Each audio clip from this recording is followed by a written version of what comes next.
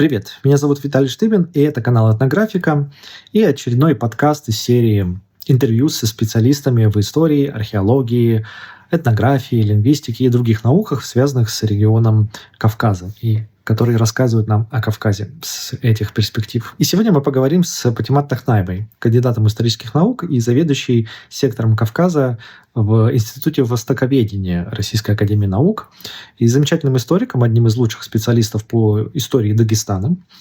Патимат очень много времени уделяла биографиям и детальному разбору, исследованию биографий лидеров Кавказской войны именно со стороны Дагестана, дагестанских лидеров Восточного Кавказа. И ее труды и книги, которые она выпускала, они отличаются глубиной проработки, очень большой детальностью, основанной на огромном количестве различных исторических источников, архивных, различных публикаций и так далее, которыми она снабжает свои исследования всегда, поэтому это очень проверенные, как правило, исследования, которым можно доверять. И в том числе это и особый подход к использованию современной исторической методологии, свойственной международной науке и довольно высоким современным стандартам, что это особенно отличает эти труды. Плюс книги Патимат изложены очень понятным, простым языком, для обывателя в том числе, то есть не только для специалистов, что позволяет большему числу людей ознакомиться с этими книгами и историями. В том числе Патимат отличает еще, именно ее подход отличается вниманием не только к большой истории, как вот раньше любили, а истории локальной, малой, то есть истории каких-то местечек, аулов, из которых, из вот этих историй, из этих деталей, из которых рождаются более богатая, большая картина эпохи и ее контекст.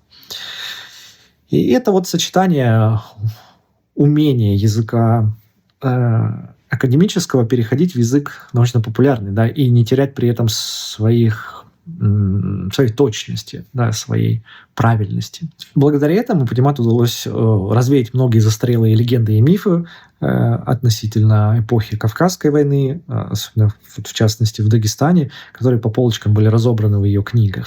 И, конечно, не всем это нравилось, и это, собственно, то, с чем мы и сталкиваемся как историки. То есть любой исторический специалист, если он пишет правдиво и основываясь на множестве реальных источников, он неминуемо столкнется с критикой со стороны тех групп людей, которые привыкли думать стереотипно или верить в легенды. В этом выпуске мы поговорим о том, как создать хорошую историческую книгу, что важно знать в истории и вообще об истории Дагестана XIX века, если убрать из нее мифы и разные пафосные восхваления лидеров. Этот выпуск также о том, как сложно бывает хорошему историку работать вот в таком окружении, погруженном в предрассудки, в стереотипы, и постоянно сталкиваться с необоснованной критикой со стороны общественности, со стороны коллег в том числе, которым что-то может не нравиться, и они даже могут завидовать иногда. И, конечно, тут много будет фактуры про локальную историю разных местечек Дагестана, историю аулов. Мы поговорим также о некрополистике, то есть о науке, изучающей символы и историю надгробий, захоронений, которые дают часто материала больше, чем многие даже и архивные материалы. И, конечно, коснемся личной биографии кавказского исследователя внутри российской академической среды. И прежде чем мы перейдем к самому интервью, хочу пару важных слов сказать о том, как важна поддержка ваша для развития этого канала, чтобы можно было свободно тратить время на поиск интересных интервьюеров, интересных гостей, чтобы готовиться к интервью, чтобы записывать их, чтобы потом монтировать их, создавать субтитры, переводы на другие языки. Это все-таки занимает огромное количество времени.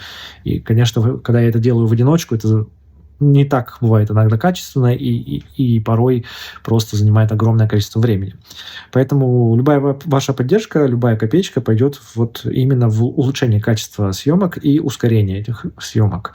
О том, как поддержать канал, вы можете почитать в описании к данному видео или в закрепленном комментарии. Там есть опции как для одноразовой поддержки, так и для регулярной подписки на канал. Через Boosty, Patreon, неважно, в России вы находитесь, не в России, где угодно.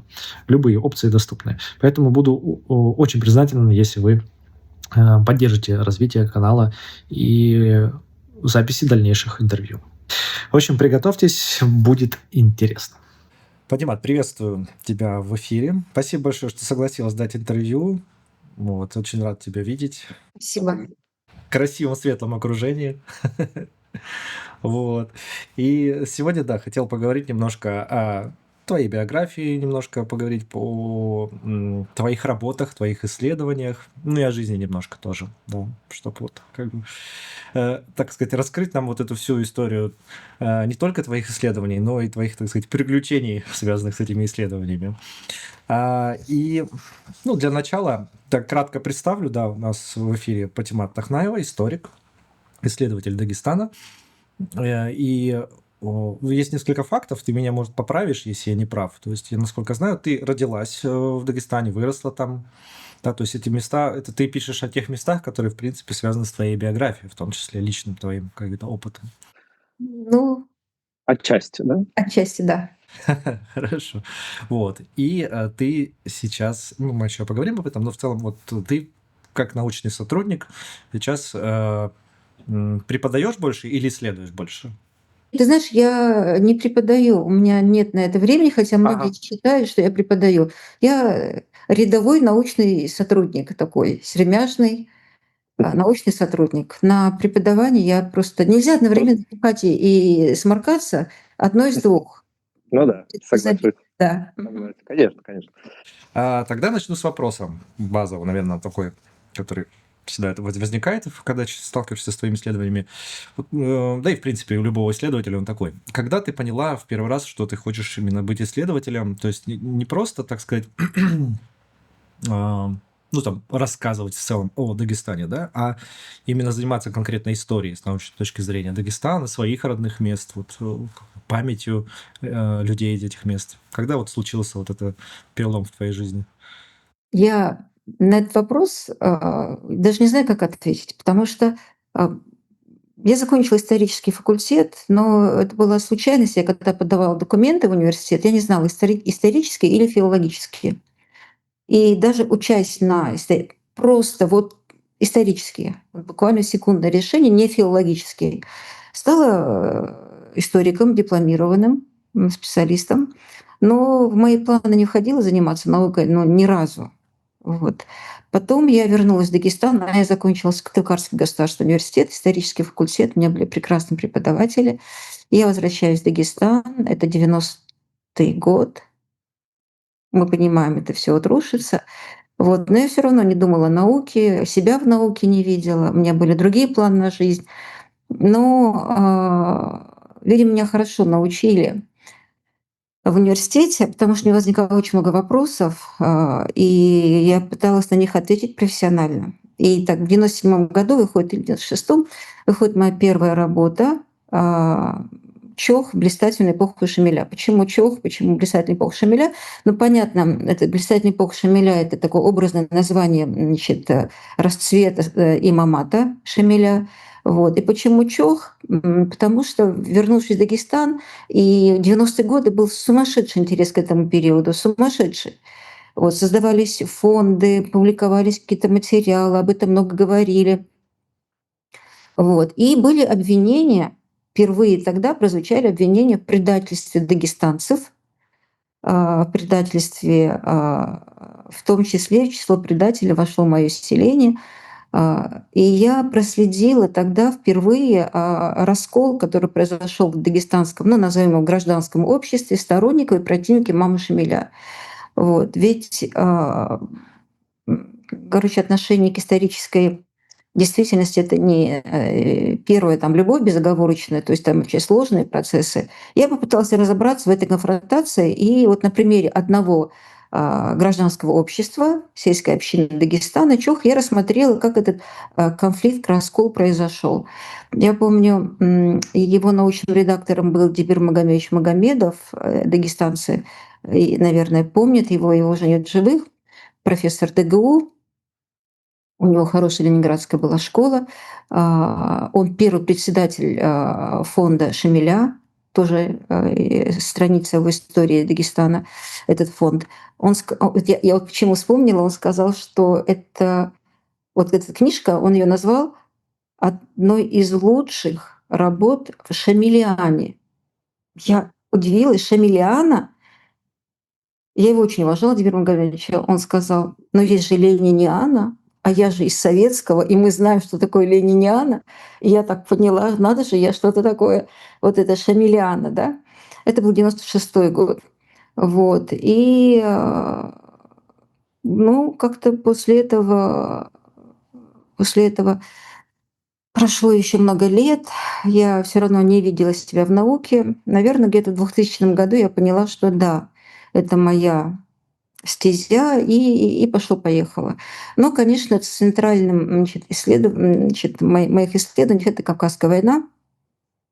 Я считаю, что это, как бы это странно ни звучало, самой на слух еле ложится, это совершенно не исследованная тема, несмотря на то, что ни один период в истории, Кавказа, там, северо-западный, северо-восточный, не изучен как Кавказская война и как ни один из периодов, там огромное количество литературы. Ну, тема не изучена, оттуда и все проблемы историографические и прочее. К вопросу о выражении, да, «Кавказская война» идет в головах, да, когда мы обычно говорим. То есть мне вообще еще кажется, что иногда этот огромный пласт литературы, который вот он как бы хаотично разбросанный такой лежит, да, не сведенный, не как-то не проанализированный, вызывает в людях вот это ощущение хаоса. Каждый как по-своему начинает воспринимать, каждый для себя, да? Так, все намного проще. Ага. Кавказская война в историографии идет. 100 лет, ну, возьмем 100 лет советской и постсоветской историографии, да? Советская историография, советская историческая школа нанесла колоссальный вред исторической науке и России, и Дагестана, рассматривая это явление с классовых позиций. Ну, до сих пор не пересмотрены терминологически. А почему? Потому что нет понимания этого процесса, что это на самом деле было. Военно-политическая история более или менее, а вот идеологическая составляющая, религиозно-идеологическая составляющая, программа, это все не изучено, не осмысленно. И отсюда, ну, не секрет, что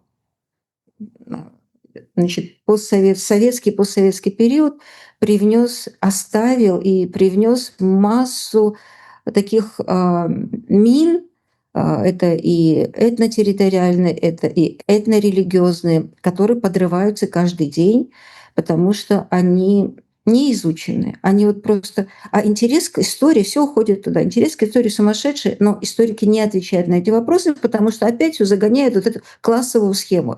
Антифеодальная, антиколониальная, народно-освободительная. Вот. И вот этот момент, он совершенно неинтересен. Если советские историки, они были в таком замке из слоновой кости, их мало интересовало, что думают об их трудах за пределами их этого мирка. Там были свои войны, но это были маленькие локальные войны внутри вот этого мирка, который изучает этот период. Но сегодня с этими средствами массовой информации, с цифрой, и с этими проблемами, перед которыми сегодня стоит каждый живущий на Кавказе, неважно, там Северный, Южный Кавказ, слишком много. И ищут ответы в истории. Историки на эти вопросы не отвечают. И отсюда от войны историографии, Кавказской войны историографии, мы переходим уже к войне в головах. А в этой войне одно оружие. Это исторические факты, которые каждый трактует по-своему. И чем увесистее дубинка у каждого, тем как бы успешнее эта война. Но это шулерство, это не наука, это просто война. Я бы ее сравнила вот с игрой в шашки. Вот история — это не черно-белое. А вот в шашках черно-белые, да? Вот. И если там древние египтяне считали, что шашки придумал бог мудрости, то на сегодня вот играют просто в Чапаева. Вы знаете, да, эту игру? Вот Да, этого да. уровня не заведена историческая наука именно по кавказскому периоду. То есть трактовка исторических фактов, путаница в терминологиях, попытка притянуть за уши к современности, наоборот, из современности прошлое. Вот. И этому не видно конца. Поэтому война идет в головах, она еще долго будет идти. Вот. Вопрос в другом степень поражения. Вот. Тут возникает тогда вопрос. Вот вы как опытный уже научный сотрудник, как человек, который много работает именно с научными материалами, и у вас выходит много, достаточно много уже трудов и книг, которые становятся популярными достаточно. И то, что они вызывают и споры, в том числе, говорит о том, что они написаны тем языком, да, который понятен, да, людям. То есть другое дело, что они там что-то для себя выбирать начинают. Вот для ученых часто возникает вопрос, да, как написать книгу так, чтобы вот этот баланс соблюсти, чтобы не слишком заумно сложно получилось, да, и, и не слишком упрощенно, научно-популярно. Вот где-то такая золотая серединка, чтобы написать, да, не потерять, скажем, вот эту научность, как бы не исказить труд, да, а при этом сказать так, чтобы людям было понятно, более широкой аудитории. Вот есть какой-то подход у вас, как, скажем, при работе с написанием книг, в первую очередь, как соблюсти этот баланс? Как соблюсти этот баланс? Да. Ну, прежде всего, я думаю о своем читателе. Пишу я ее как профессиональный историк, подхожу. То есть методология, тут ничего придумывать не надо. Это цель, задача, источник, историография. Вопрос в другом, как. Как? Вместе с тем, я прекрасно понимаю, что эти работы, работы, то есть у меня уже 5 монографий по Кавказской войне, по ключевым вопросам. И для меня, в принципе, я могла бы написать его таким сухим академическим языком, небольшим тиражом, и научный круг, он получил бы к нему доступ, и я получила бы какую-то оценку, да? Вот. Но я понимаю, мы как раз говорили о войне, что мои труды — это как не снаряды, как лекарства. Вот. И мне очень важно, чтобы мой читатель, он понимал, я не навязываю свою точку зрения. Ну, и мне кажется, тот, кто читает мои труды, я пытаюсь как-то взрастить в нем уважение к исторической науке, потому что она девальвировала за последние 20-25 лет со страшной силой. Каждый, кто владеет Word, считает себя историком. Вот. К сожалению, и я не упрощаю язык. Глава уже написана, значит, но я ее раз 20 перепишу, оттачивая мысль и не делая ее сложной, чтобы она была читабельной. Для меня это очень важно. Ведь когда-то очень давно я встретила такое высказывание, оно мне понравилось. Кто такой историк? Это который удовлетворяет свое любопытство за счет чужих денег, да? Вот. Любопытство. Я, проведя исследования, я очень горжусь своими какими-то находками, не открытиями, назовем это открытиями, это периода Кавказской войны, это, значит, первые попытки мамы Шамиля заключить договор, легитимировать свое государство, Телетлинский мир, Ахульгинский так называемый, ну и так далее. То есть есть масса таких ключевых моментов в истории имамата, ну, точнее, халифата было. Вот. И эти моменты, они должны дойти до читателя. Я понимаю, что сейчас я стою на баррикаде одна, потому что мне приходится не просто ломать устоявшиеся стереотипы, такие закостенелые, такие разрушать мифы, которые за 25 последних четверть века лет на моих глазах превратились в какие-то догмы, да? Вот. И понимая важность своей работы, я очень так важность и своих исследований, да, и важно, чтобы это дошло до читателя. Я не боец внутри там замка из слоновой кости, я на баррикадах. Это вот на самом деле звучит очень классно. Это вот многим не хватает такого на самом деле, потому что мы Ну, все кавказоведы, да, сталкиваются. Да. Так или иначе с этой проблемой. Очень опасная профессия, как оказалось. Ну да, это просто... Я всегда, знаете, вспоминаю историю с Виктора Шнельмана, когда он написал свои книги, и как, чем это такое, какие там звонки с угрозами были, как это все страшно. Да, он очень смелый человек, очень смелый. Ну и как мы всегда говорим, если историк написал что-то, и на него все ругаются со всех сторон, значит, он сделал что-то правильное. Он действительно объективно что-то открыл, поломав вот эти догмы. Вот говоря о критике, да, ну, в целом не критике, а резонансе. Вот, книга, большая твоя книга «Хаджи Мурат» из Хунзаха, она довольно большой резонанс вызвала, я помню, вот эти были споры там в Фейсбуке, там особенно много писали. Но так, возвращаясь сначала как бы к основанию книги, что стало для тебя, ну, такой отправной точкой? Почему ты решила писать именно об этом, об биографии этого исторического деятеля? То есть вот ты чувствовала, что не хватает, возможно, каких-то трудов критических о его биографии, или ну, хотелось раскрыть более такую живую биографию, да, лишенную вот этих вот наносных вещей литературных, там, что из Толстого пришло, например. Вот что, почему именно ты взялась за биографию? Ой, смотри, тут два таких очень важных момента. Первое, значит, когда мы все в школе проходили Хаджи Мурат, вот, а я выросла в селе Чох, меня вырастила бабушка 900-го года рождения, это очень важно. Она у меня с досоветскими базовыми настройками. Это очень важно. Вот. У нас не было телевизора, у нас не было радио, газеты читал только дед. Вот. И я в школе прохожу Хаджи Мурат. И вот я ребенок, который вообще ничего не знал о Кавказской войне. Я просто знала, что Хаджи Мурат был такой смелый, мужественный человек, при том, что в 1849 году, когда он был, значит, на стороне имама Шамиля, он осаждал наше селение, которое было безжалостно разрушено. И тем не менее, о Хаджи Мурате такая в народе слава.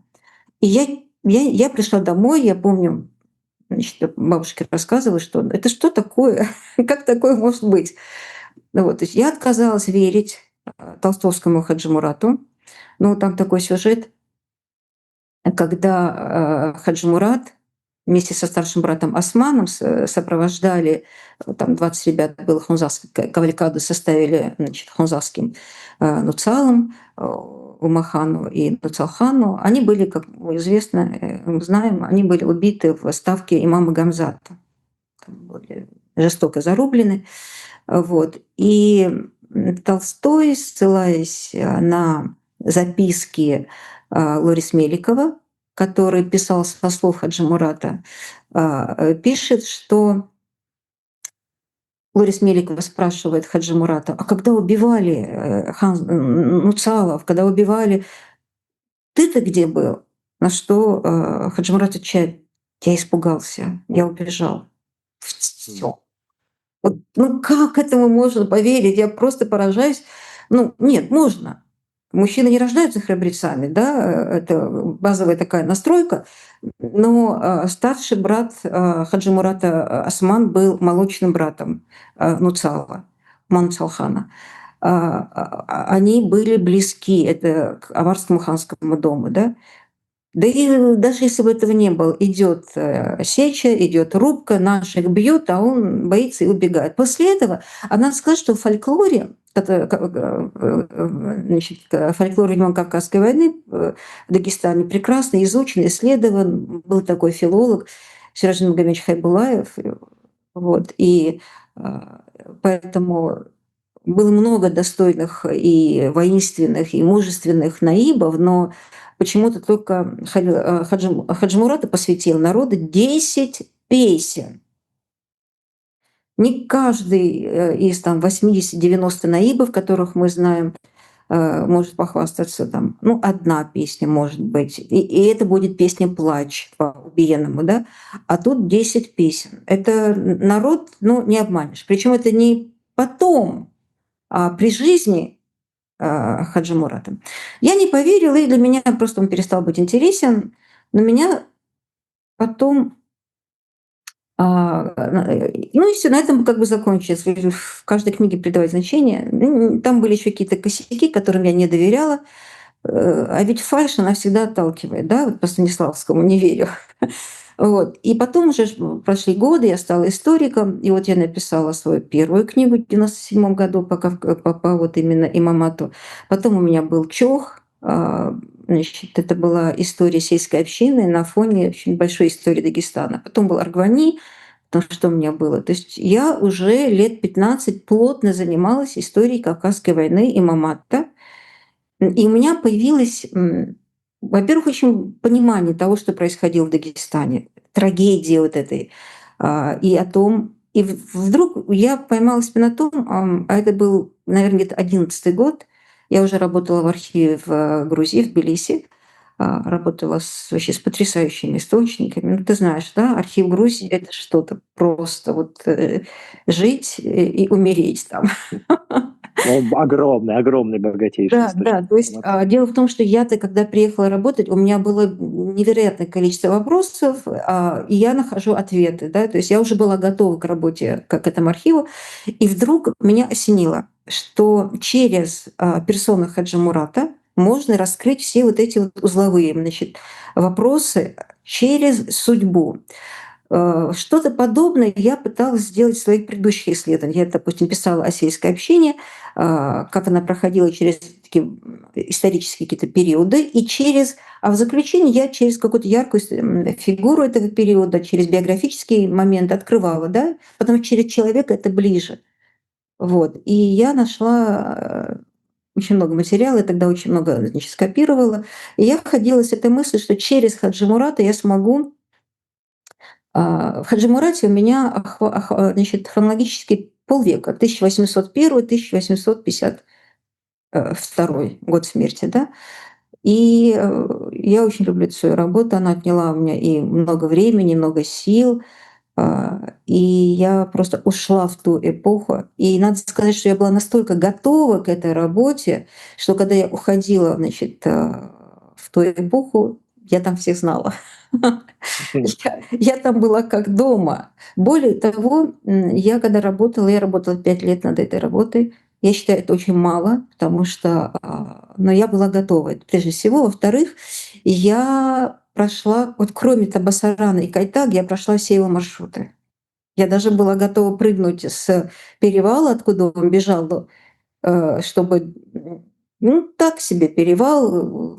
И вот это попозже, благодаря Толстому, который это все со слов Зиссермана. Да, Зиссерман, я его очень тоже много читаю и даже люблю, но он немного сочинял.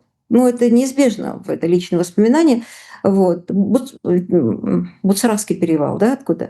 То есть якобы он сломал ногу. Вот эта сломанная нога, она сыграет, вот эта вот придуманная сломанная нога, она сыграет, к сожалению, и после смерти зловещую роль, к сожалению. Вот. Ничего не ломал. Да, в одной из фольклорных песен есть Рекам Хаджи Мурат, хромой, но он не был хромым. Вот в семье Хаджи Мурада по сегодняшний день, у потомков по мужской линии, кстати, это передается как же это, дисплазии, когда вот перевалочка уходит, вот этот момент. Да, это часто в горах встречается. И их тоже называют реком хромой.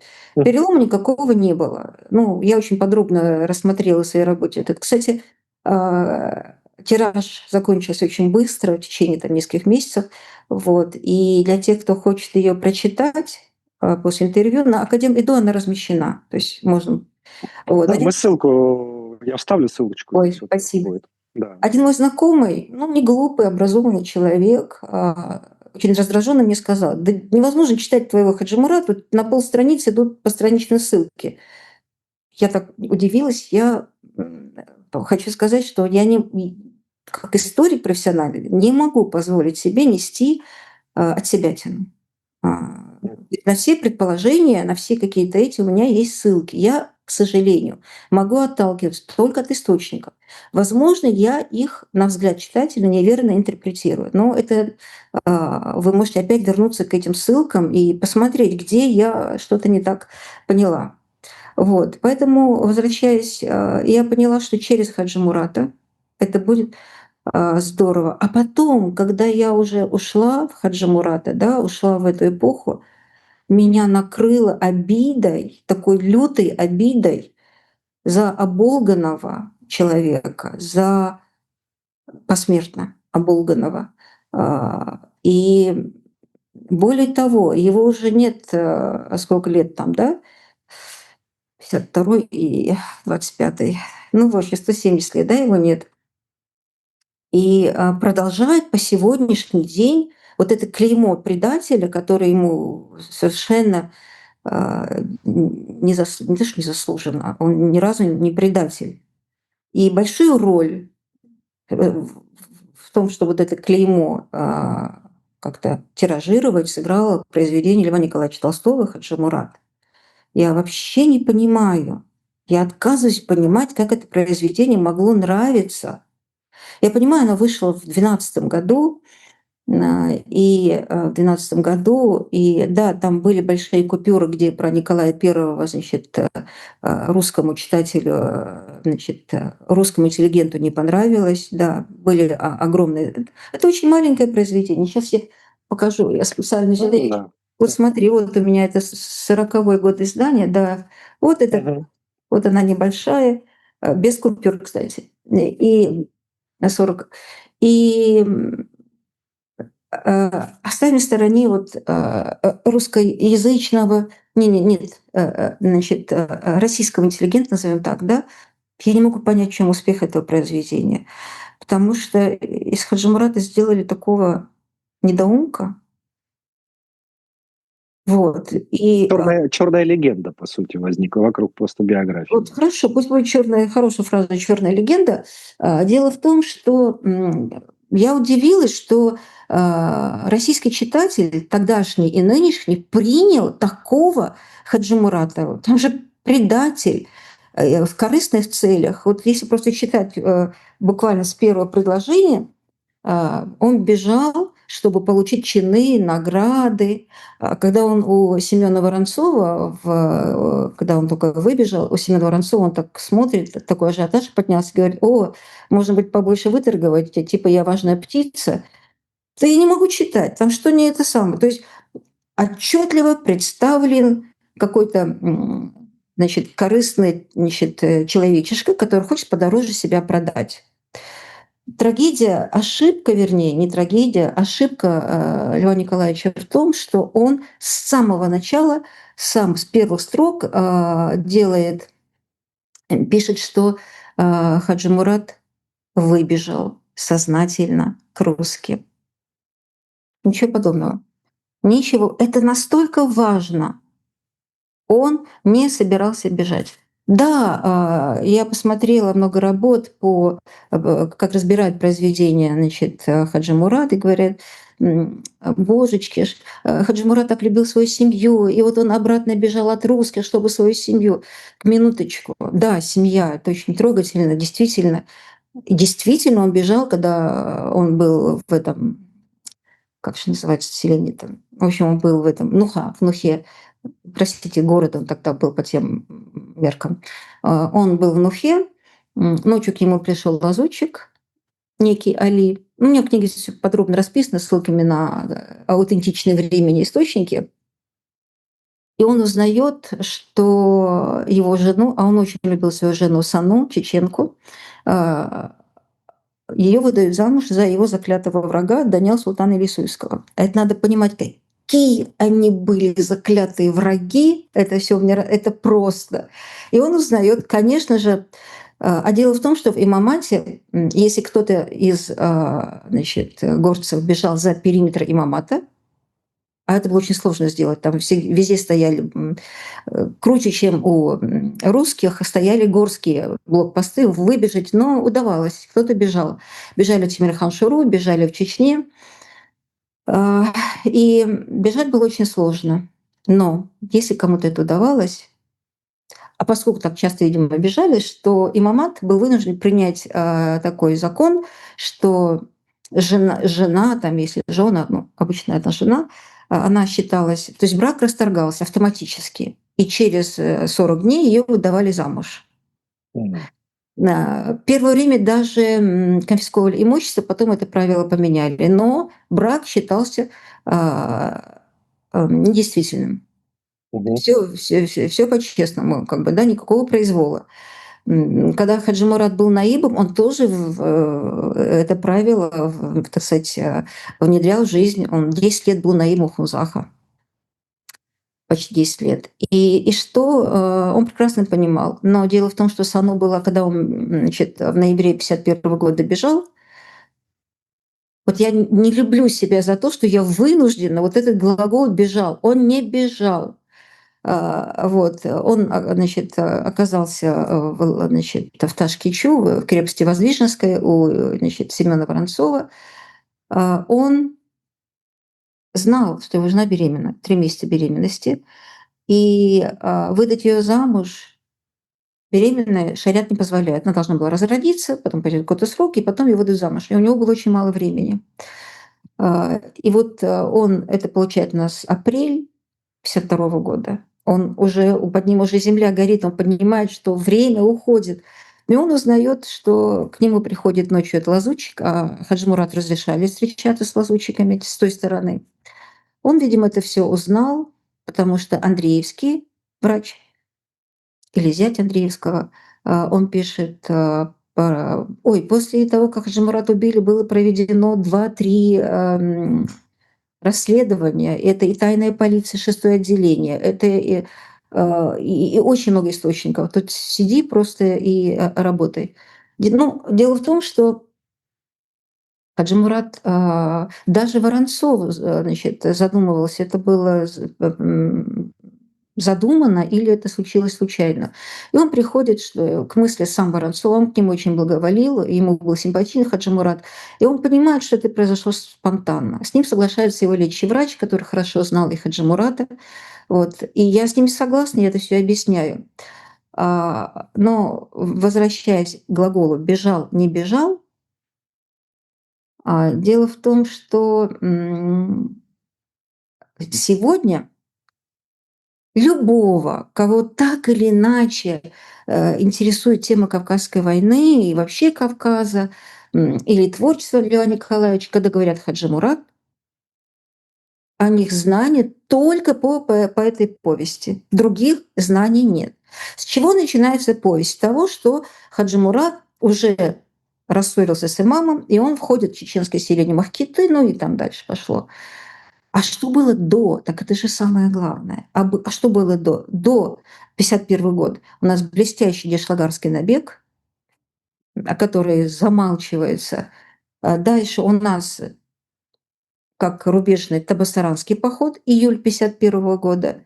Если, да, Кайтаги, Табасаран, Южный Дагестан, он не входил имамат, там были, которые хотели, то есть как и везде, сторонники, противники власти шариата, власти имама. И те, кто хотели власть имама на своей территории, из Кайтага и Табасарана отправили своих послов к Шамилю, и Шамиль отправил, он стоял в Чохе, там за Турчидакским перевалом уже Казикумух, далее у нас Кайтак Табасаран. Он отправил наиба, салтинского наиба Амара, минуточку, с 3000 живой силы. 3000. Но значит, об этом стало известно Кавказскому командованию, там была засада, буквально на следующий день разогнали этот отряд, и Амар Салтинский бежал. Его потом разжаловали с наибства. И отправляют с этой целью Хаджи Мурат. Хаджи Мурат себя плохо чувствовал после ранения, и он не хотел. Его обвинили в трусости. Не прямо, но намекнули. Ну, этого достаточно. А мы возвращаемся в 30, какой там год, 2-й год, когда в палатке поубивали, и Хаджи Мурат убежал, бросив своих, которых там в капусту разрубили, да, всех. Здесь ему только намекнули: ты боишься? Он, значит, собрал своих мюридов, у него было не своих мюридов, свои войска, у него там 500 получилось. Это 3000, которые дали, там было несколько наибов, которые дали для этого похода Амару Салатинскому, и 500 всадников. И надо понимать, что когда Хаджи Мурат отправился в Кайтак-Табасара, это июль, за ним последовал Аргутинский Долгоруков, начальник Прикаспийского края, со всей мощью той живой силы, которая у него была под рукой, можно представить, да? И Кайтак и Табасаран воевать не хотели. Сторонники преувеличили свои, которые приглашали Имама Шамиля, и Хаджи Мурат прошелся по Табасарану, по Кайтагу и возвращается чудом, потому что его преследовали огромные войска, поддержки нет, он мужественно сражается.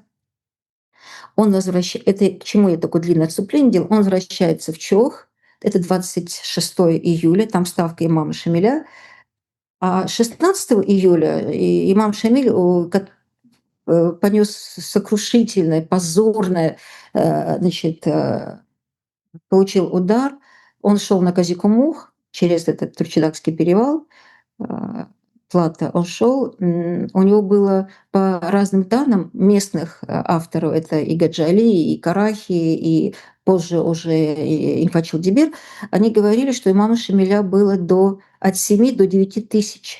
От 7 до 9 тысяч. А его разбил отряд Громатина, там, которого было там 200-300 человек.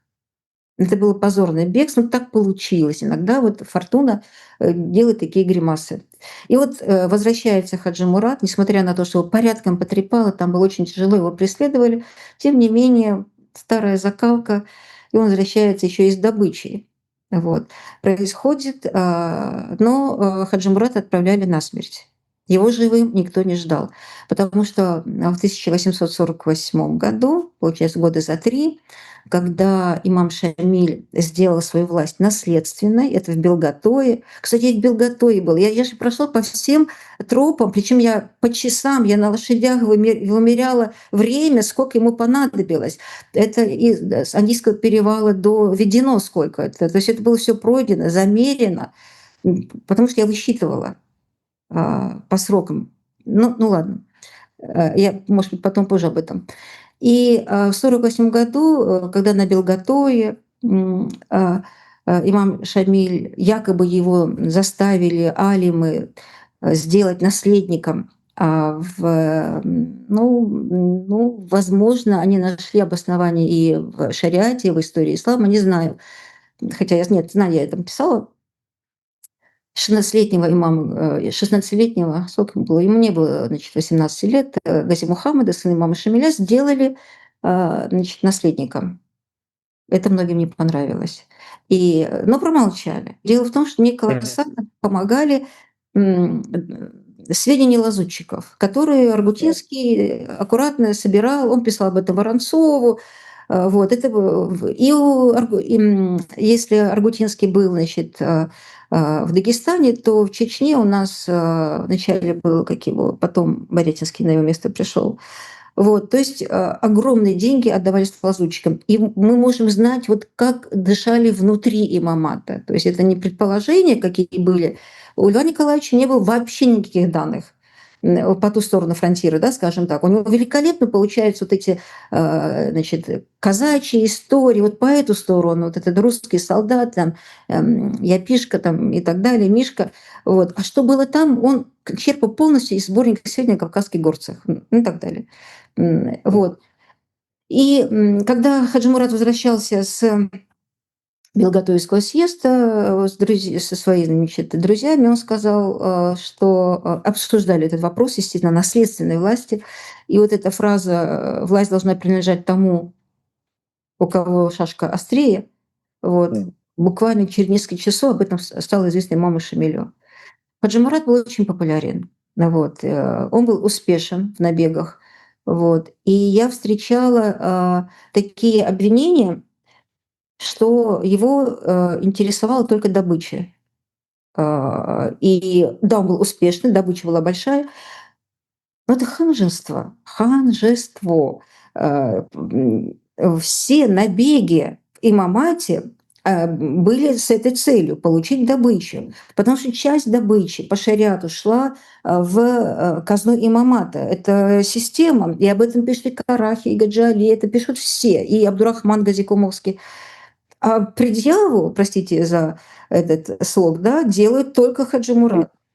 Когда после смерти Хаджи Мурата имаму Шамилю предлагали сделать набеги, значит, в какие-то эти самые, значит, значит, имам выносил это на совет наиба, они отказываются, да там брать нечего. Ну, и я в книге привожу цитаты, ссылаюсь на источники, причем местных авторов, и российских, и лазутчиков. То есть он был очень успешный, он не был жадный, он, более того, я только у Хаджи Мурата это встретила, как бы вам не показалось это странным, ведь на стороне российской армии были пешие конные милиции из дагестанцев. Вот. У Хаджи Мурата было правило номер 1 – мусульман не трогать, мусульман не убивать. Вот. И когда он начинал сражение, он бросал клич: «Мусульмане, разойдитесь». Мы здесь видим, кстати, очень много переплетений. Я вот слушаю тебя и по своей, да, западно-кавказской теме понимаю, насколько все это похоже, насколько. И как не хватает вот этого еще такого этнографического взгляда для объяснения того, как эти набеги, для чего они делались, как это что-то социальное устройство. Знаешь, Плюс, этнографическое, там религиозно-идеологическая структура имамата, конституция имамата. Например, на сегодняшний день только я использую уникальный источник Аль-Мургим, так называемая конституция имамата, которую написал первый кади имамата. Вот. Она многое объясняет. Потому что по Аль-Мургиму любой, кто вышел за пределы имамата, бежал, он являлся отступником, муртадом. А что делают в исламе с отступниками, мы хорошо знаем, да? Это смертная казнь. Хорошо, что мы к этой теме вышли, это очень важно, потому что мы сейчас опять возвращаемся к тему бегства. Я не люблю это. Бегства не было. да. Шамиль, так коротко, Хаджи Мурат возвращается с Табасаранского похода, он встречает его встречает в Чохе имам Шамиль. У Хаджи Мурата было много завистников, и отправляя его в Табасаранский поход, прекрасно понимают, 500 всадников, за ним по пятам и на перерез Аргутинский Долгоруков, а он воевать умел. К этому времени, это у нас 50-й, 51 год, русские, то бишь российские, меня упрекают, потому что я часто говорю русские, они умели воевать. Это не 30-е годы. Уже умели воевать, и был очень достойный и сильный противник. Хаджи Мурат возвращается, но Шамиль, раздраженный, бросает ему упрек, что он трус, что он занимался не тем, зачем его отправили. Опять злые языки, они всегда идут впереди славы. Вот, например, поскольку у Шамиля уже сказали, что он претендует на власть, то есть вот это с Белготоевского съезда, то теперь сказали, что там, где Кайтаги да Пасарань, где проходил Хаджи Мурат, он объявлял себя таким властелином, да, то есть о Шамиле не было ни слова. Мы не знаем, как было на самом деле, но вот так вот донесли до имама Шамиля, и Шамиль его как-то раздраженно упрекает в трусости, что он не тем занимался, и он бежал. И Хаджи Мурата, конечно, это как-то сильно задело. И он сказал: «Я трус». Это при всех происходит. Причем то, что я сейчас расскажу, об этом пишет двое местных авторов. И самое интересное, Хаджи Мурат бежал в ноябре, но 2 ноября вот эта история с этой фразой уже была на столе от лазутчиков, на столе у шефа тайной полиции 6-го отделения в Дербенте. То есть вот это вообще фантастическое, как это все. Хаджи Мурат еще не бежал, а уже вот этот конфликт и вот эта вот фраза, в которой Хаджи Мурат обвинил имама Шамиля: «Я трус», это ты трус. За мной шла вся эта вот армия, значит, все войска Аргутинского Долгорукова, у тебя было там до 10 тысяч и потерпел поражение от 200 русских солдат, вот, но фраза прозвучала: "Это ты трус", то есть имаму Шамилю в лицо. Вот. Ну и все, и началось. Хаджи Мурат, вернувшись, в Хунзах, он отдает долю свою, и в казну. Вернувшись, он раздает свою добычу, какая бы она ни была, тем, кто погиб, отдает мечети. Вот. И еще какие-то подарки он самому имаму Шамилю лично делает, не то, что идет в казну шариата. Но, даже если он отдал бы все сокровища мира, как говорится, да, вот эта фраза, которая публично прозвучала, трус, за нее надо было ответить. И Хаджи Мурат ответил по полной, потому что, за очень короткий срок его, отстранили от наибства. Легко. Хаджи Мурат отдал: "Берите". Не легко, конечно, он переживал об этом, Абдурахман пишет, но потом пришли еще двое через некоторое время, которые сказали: конфискация всего имущества, в том числе дома, в котором живет Хаджи Мурат. Ну, в этот момент можно любой мужчина ставить себя на его место и принимать одно решение. Ну, естественно, это решение было, ну, если он хочет забрать, то пусть забирает с оружием. Это мой дом. И действительно, против Хаджи Мурата отправили, значит, тысячи и тысячи с пушками, а пушка в горах — это страшная сила. Но Хаджи Мурат принял бой. Он вместе со своими, там было немного, там 70 ребят, по-моему, они приняли этот бой, не хотели с ним воевать. Это пытались заключить мир. И это удалось сделать. Значит, это Батлайчинский мир. Но Хаджи Мурат понимал, что это просто попытка его на время как бы... Потому что война внутри имамата никому не нужна была. И это говорили имаму Шамилю, это говорил и Кивет Мухаммад Литлинский, известнейший богослов и советник имама Шамиля, и даже Даниал Султан Лист. Ой, что творилось? Но я хорошо это как бы расписала, чтобы читатель понимал, что происходит. Вот. И как бы и самое главное, мир был заключен на условиях Хаджи Мурата. Это тоже не прощает. Но он вынудил имама Шамиля принять мир на своих условиях. Его племянника там Хунзахское наибство разбили на две части. Одной частью стал по требованию Хаджи Мурата его племянник. Дальше он вынудил имама Шамиля отпустить всех заложников, тех 70 ребят, которые вместе с ним принимали осаду и так далее. Они были захвачены. Но еще какие-то были условия. И вроде как бы все утихомирилось, но нет. Злые языки стали доносить Хаджи Мурату, что его убьют. Пришлют к нему убийц, его тайно убьют, его убьют. То есть, ну, сплетни сплетнями, но Хаджи Мурат хорошо знал, что это такая практика чуть ли не обыденная в имамате, когда устраняли неугодных или ненужных. Я в книге привожу один очень яркий пример. Вот. И Хаджи Мурат всё это знал. Он за 2 недели из Хунзаха 2 раза отправляется в Ведено. То есть он, значит, отправляется через Тлох, видимо, в Гумбет, оттуда в Анди, Андийский перевал, спускается в Ведено.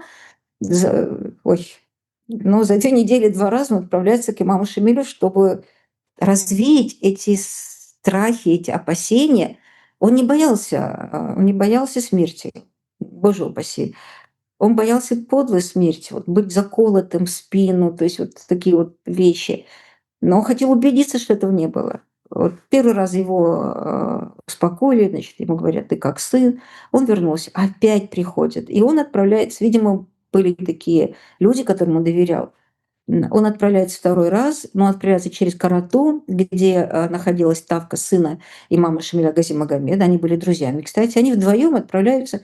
И очень правильно, что он так поступил, потому что когда они пришли в Анди, или уже прошли Андийский перевал, они встретили из Ведено, значит, отправлялся, это пишет Абдурахман. Они встретили человека, который сказал, значит, они поздоровались, он отзывает Гази Мухаммада и говорит: "Я иду с поручением имама Шамиля убить Хаджи Мурата, где бы я его ни нашел, так что подвинься".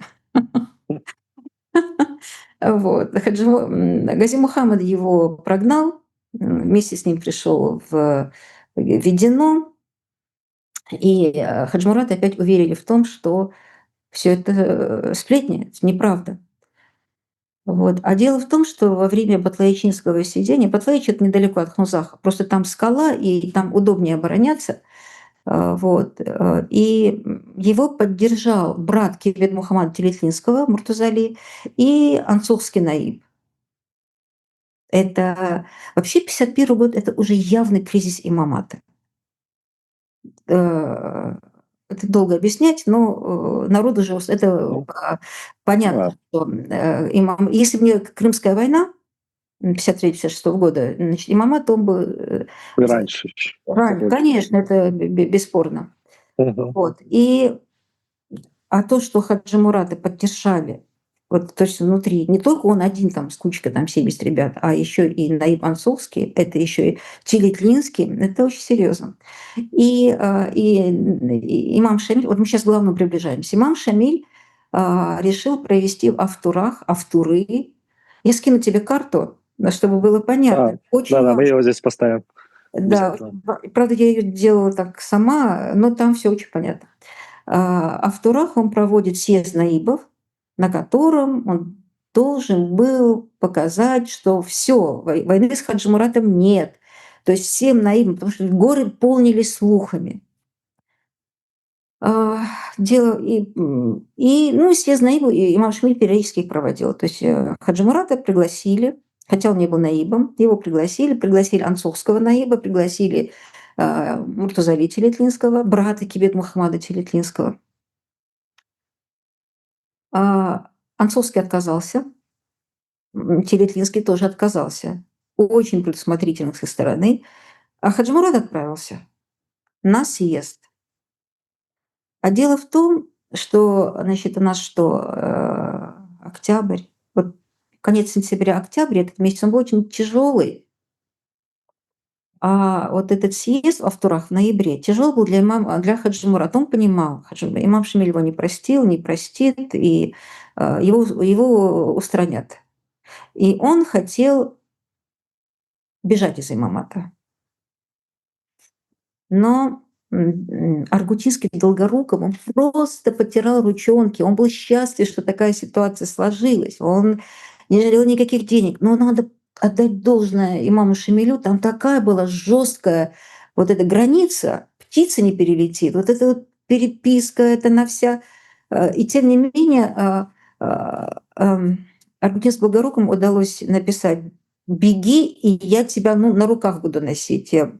Хаджи Мурат говорит: «Нет, я не могу. У меня, значит, мать, с которой за 80 лет, жена, 5 или там 6 детей. Он бы за пределы Хунзаха даже не вышел, его задержали бы. То есть это невозможно. Невозможно. Невозможно. Ни тайно, ни явно. Вот. Просто невозможно».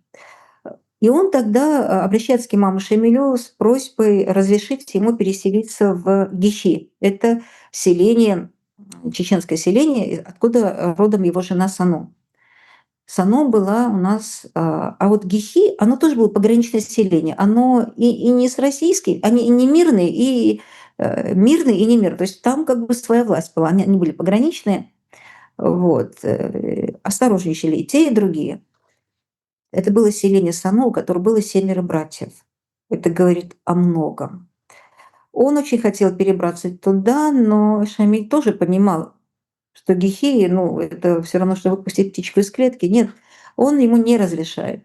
Но Хаджи Мурат не сдается, и он тайком отправляет свое имущество, свой груз с доверенным человеком, там по-моему, мулы нагружены его добром, он отправляет. А он жил уже не в Хунзахе, он жил в Цельмесе, там внизу маленький хутор, маленькая, очень маленькая. Вот. И он оттуда отправляет своего человека, а этот человек, к сожалению, я не могу понять его мотивацию, Хаджи Мурат ему доверял, он сообщил об этом, как будто бы Хаджи Мурат собирается бежать. Вот. А сам Хаджи Мурат отправляется в Автуры через день-два, не зная о том, что его таким образом заложили. или не заложили, другое слово, что вот таким образом информацию донесли до имама Шамиля, он отправляется в Туры. Это так или иначе он должен прийти в Анди и уже спуститься в Ведено, и дальше вниз по ущелью он выходит в Туры. Он отправляется со своими друзьями, близкими, их там было 6-7 человек. Но когда он пришел в Анди, он узнает, ну, блин, никакой секретности, я не знаю, я удивляюсь. При тех, он узнает, что имам Шамиль уже решил его убить, а в Турах его ждет публичная казнь. Блин, он отказывается верить.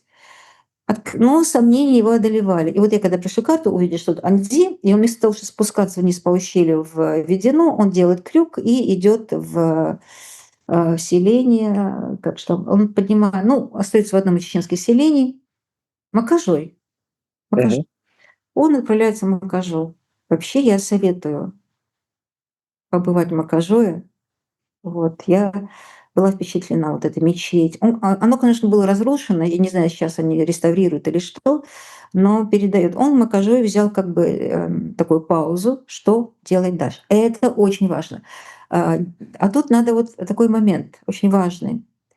Хаджи Мурат, когда оказался в Тифлисе, и он общался с Лорис Меликовым молодым, Михаилом Тареловичем, у них там разница была 5-6 лет. И Лорис Меликов хорошо владел, ну, хорошо, нехорошо, он владел калмыцким языком. Хаджи Мурат тоже владел калмыцким языком. Они общались. И Лорис Меликов записывал. И мы имеем рассказ самого Хаджи Мурата, как он бежал. Мы имеем другой уникальный источник. Из всех этих, кто сопровождали Хаджи Мурата вот в этот день, к маю 1952 года выжил один из них. И он потом оставил тоже свой рассказ. Вот их маршрут, он очень-очень важен, он очень много объясняет.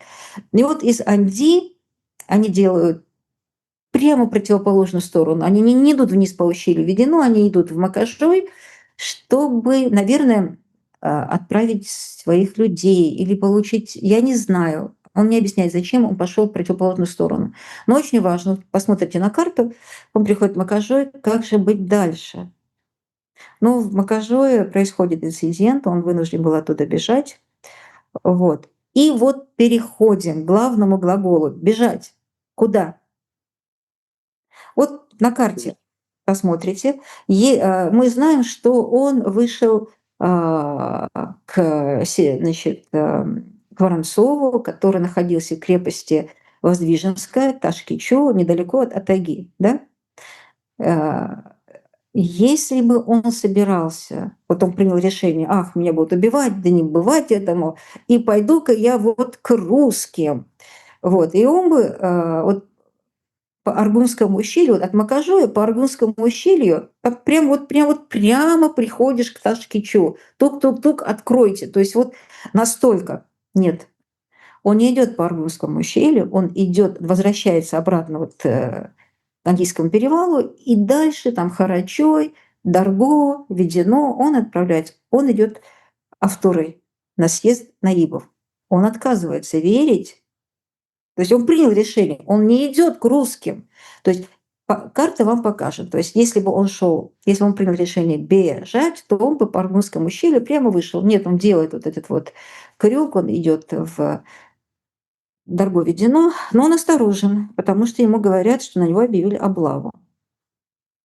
На всякий случай он выходит когда к Атаги, километрах 7, по-моему, от Атагов, и ему опять очень человек, которому доверял, говорит: ты вообще идешь на верную смерть, тебя даже не будут слушать. А он хорошо знал, как это работает в имамате. Вот. Ему не дадут ни оправдаться, ни там кассационного суда. Ну, понимаешь, да, приговор подписан, осталось привести в исполнение. Вот. И он что делать? Он принимает решение бежать в Гихи. Шамиль он не выйдет. Он в Гихи. Теперь опять мы возвращаемся к карте. Значит, вот здесь у нас Атаги, он в Атаги не заходит, и он бежит, отправляется в Гихи. Он хотел закрыться в этом селении, 7 братьев, свояков, да, вот, и выиграть время на торг с имамом Шамилем. потому что его семья, мать, жена, дети, он понимал, что какая участь на них обрушится. А он очень любил свою семью и саму очень любил. Вот. Он вообще был очень такой мужчина с большой буквы по отношению к своей первой жене Даридже.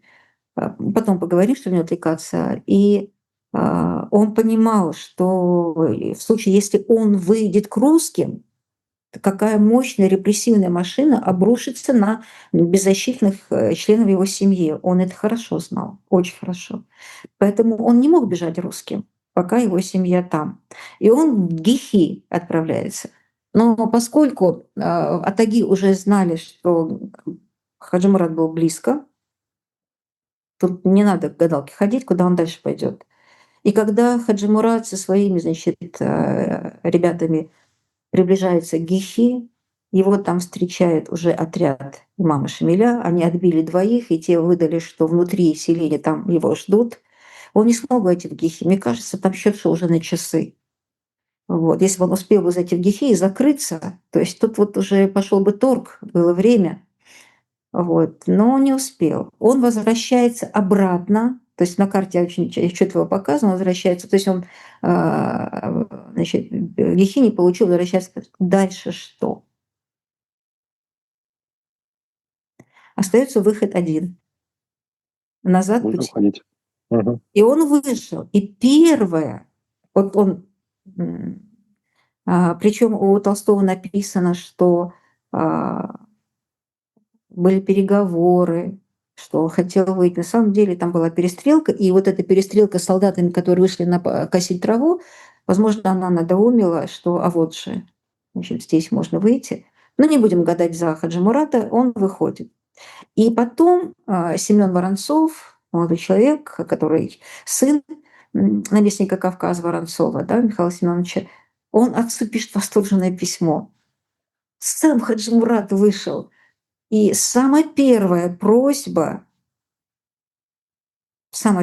была семья, моя семья. И он очень просит значит, Воронцова написать, Воронцов у нас значит, на территории Чечни, а значит, семья осталась в Хунзафе, в Цельмесе, в Дагестане, и он просит Воронцова, чтобы он написал аргентинскому Долгорукову, чтобы он поборолся за семью. Там, за цену не постоим. Ну, о цене речь идет там о манаты, какие были захвачены в плен какие-то уважаемые люди. Потом долго еще этот торг будет идти уважаемыми людьми. Там 300, 200, 150 там, деньгами. Но, конечно, не тут-то было. Значит, семья был тот конец веревки, за который имам Шамиль держал Хаджи Мурата. Вот. Я просто хочу сказать, что человек, Хаджи Мурат, он не мог бежать, он не собирался бежать, оставив семью ни в коем случае. А если бы погиб, то он погиб бы вместе с семьей. И в итоге и совершенно смешно было бы, вот возвращаясь опять к произведению Толстого, Хаджи Мурат сидит, значит, у Семена Воронцова и про себя думает, ну, тут такая шумиха поднялась, можно будет поторговаться, да, чтобы подороже себя продать. Вот такие вещи, ну, блин, да что ж такое? Ну, к сожалению, да, я согласен, что просто когда слышишь про вообще по Кавказу, это как это общекавказский нарратив был такой вот про лидеров, писать, что они такие все исключительно корыстные. Это да, даже Мухаммед Амин, да, про него же также тоже до сих пор ходят слухи, что он предал за деньги, там, значит, всех развернулся и уехал потом в Турцию с семьей. Да, там, ну и там про многих лидеров такой нарратив какой-то вот он дублирующийся происходит. Здесь просто вот я в твоих словах слышу и вижу те же самые истории, они как бы накладываются на каждую биографию. Фактически. Понимаешь, вот такого Хаджи Мурата создали. И, например, вот тот Хаджи Мурат, который у Толстого, он действительно предатель. Например, он Аханши по Хобике, удивительнейшая была женщина, удивительнейшая. Можно по-разному относиться, но она была очень сильный человек. Она И тем не м и Хаджи Мурат вырос у нее дома, так же, как и имам Гамзат. И тем не менее, Толстой, через Хаджи Мурата говорит: "Глупая была баба, вздорная, тупая", там, не знаю что. Во-первых, он также очень нехорошо отзывается про Нуцалхана. Он был глуп. Ну, Ну, такое, да, шовинистическое. Ну, ну, да, это действительно. шовинистическое Как какое-то. бы, Это в этике недопустимо. Отзываться о своих близких вот как-то так, да, вот как мгм. тупых, глупых. Ну, если даже Не, я имею в виду, что он вложил в уста ему, да, да, в его сам уста, автор. и мы в итоге видим Хаджи Мурата, который кусает руку, которая его там ласкает, да, Мгм. как-то так. И Хаджи Мурат выставлен там. У меня возник другой вопрос. Возник другой. Ну, ты в курсе, что в нацистской Германии снимали фильм "Хаджи Мурат", да, по Мгм. Толстому. Там Мазжухин играл красивого такого Хаджи Мурата. Но это бред сивой кобылы, конечно. Там, где племянница имама Шамиля, танец живота танцуют перед мюридами, там, ну, бред какой-то немыслимый. Ну, стереотипный Восток такой, да. Да-да-да, но по мотивам Хаджи Мурата. Дальше, а, снимали его турки снимали в 60-й год, там еще какая-то экранизация была. Ну, я им прощаю. Им как для нас там, Франция, Дюма, Париж, да, как для нас там, не знаю, какие-то, эти сказочные истории Востока. Но для меня остается загадкой. 60-е годы Данелия хотел снять фильм, а сценарий написал Расул Гамзатов. Мне просто прикольно, что там вообще. Потому что у Толстого Хаджи Мурат представлен очень неприятным и негативным. Ну да, там у него детская улыбка, он такой искренний, он такой настоящий, да, но вместе с тем, что не шаг, то какое-то сплошное убийство, вранье, Мгм. это Да. какой-то ужасно неприятный человек. Поэтому остается загадкой, что вы хотели. Э, Например, в 2012 году, значит, повесть была опубликована. Мне вот интересно, почему Лев Николаевич запрещал публиковать его при его жизни? Только ведь посмертное было издание. М. Вот. Я понимаю, у него свои были разборки с российской властью, с императорами. Он Николая I выставил, ну, художник имеет право, он так видит, вот, но бог с ними. Но почему-то четверики в воздух полетели и на стороне кавказской интеллигенции. Ну, я не понимаю, как это все можно принимать М. и тиражировать, и восхищаться. Вот. Ну, может, потому что Ну, Кстати, о последствиях, так сказать, вот этих стереотипов. Вот когда книга вышла твоя, ам, как ты воспринимал реакцию вот публики на книгу? Были ли упреки, что ты вот разрушаешь миф, что ты неправильно показываешь его? конечно, конечно. Но тут такая беда, что, книга, она как бы толстая, что ли, получилась, толстые книги не читают. это факт. Ну, Вот. выборочно, наверное, да. Я помню, что она Ну большая была. вот она. Да. Ну, это, Получается. наверное, да, не читал, но осуждаю, наверное, будет. Да, Такое, да? вот. Потом, что у нас возникает? Конечно, не понравилось, там очень много мифов разрушается. Дело в том, что, вся работа, она, разрушает столько мифов, и вместе с тем, я старалась избегать, своего личного присутствия. Я не навязывала свое видение, свое понимание. Я просто как вот, скалолаз, который опытный, ведет за собой группу, предупреждала: здесь обрыв, здесь скользко, держитесь за трос и так далее. Да? То есть я предупреждала и вела их по очень сложному маршруту. Вот. Это многим не понравилось. Многие были вынуждены либо смириться с разрушением мифа. Например, первый удар мной был нанесен по идеализации имамата. Это не понравилось.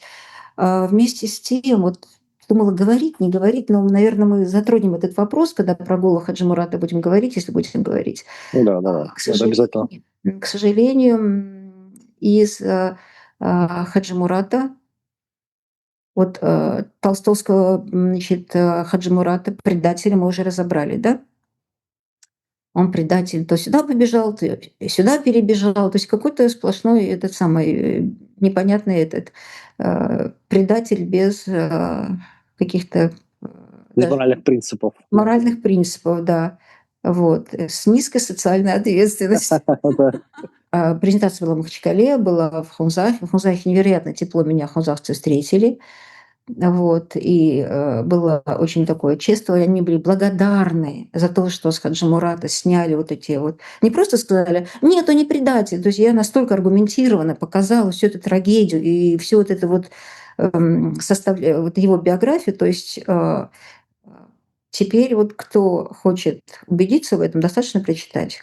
Да. Я сталкивалась ну, многие общественники писали о том, что безобразие, как же так, это жесточайшее, антигуманное, отрубили голову, отвезли, экспонат.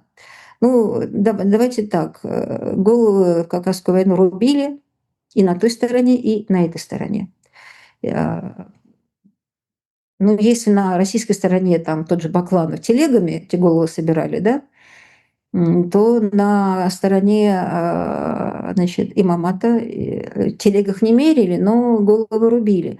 Если вернуться в 1832 год убийства, 32-й, я уже год убийства имама Гамзата, 34-й, да, в мечети. Ты же знаешь, там был заговор, Осман, старший брат Хаджи Мурата его возглавлял. Местный фольклор, а я ему доверяю в случае с Хунзахом, потому что вот это и в песне есть. Значит, в мечети было убито 60 человек из окружения имама Гамзата.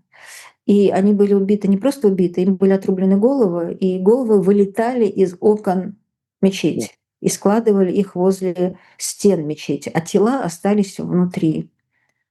Этот эпизод, по всей видимости, был рассказан Евгением Евгеньевичем Лансере, первый, который иллюстрировал Хаджи Мурата. Равных Лансере я больше не вижу. Я собирала все издания Хаджи Мурата, да, иллюстраторов. Ну, есть там еще двое, но Лансере, конечно, гений. Но он тоже был в Хунзахе, он ездил и в Нуху, и я очень люблю Лансере.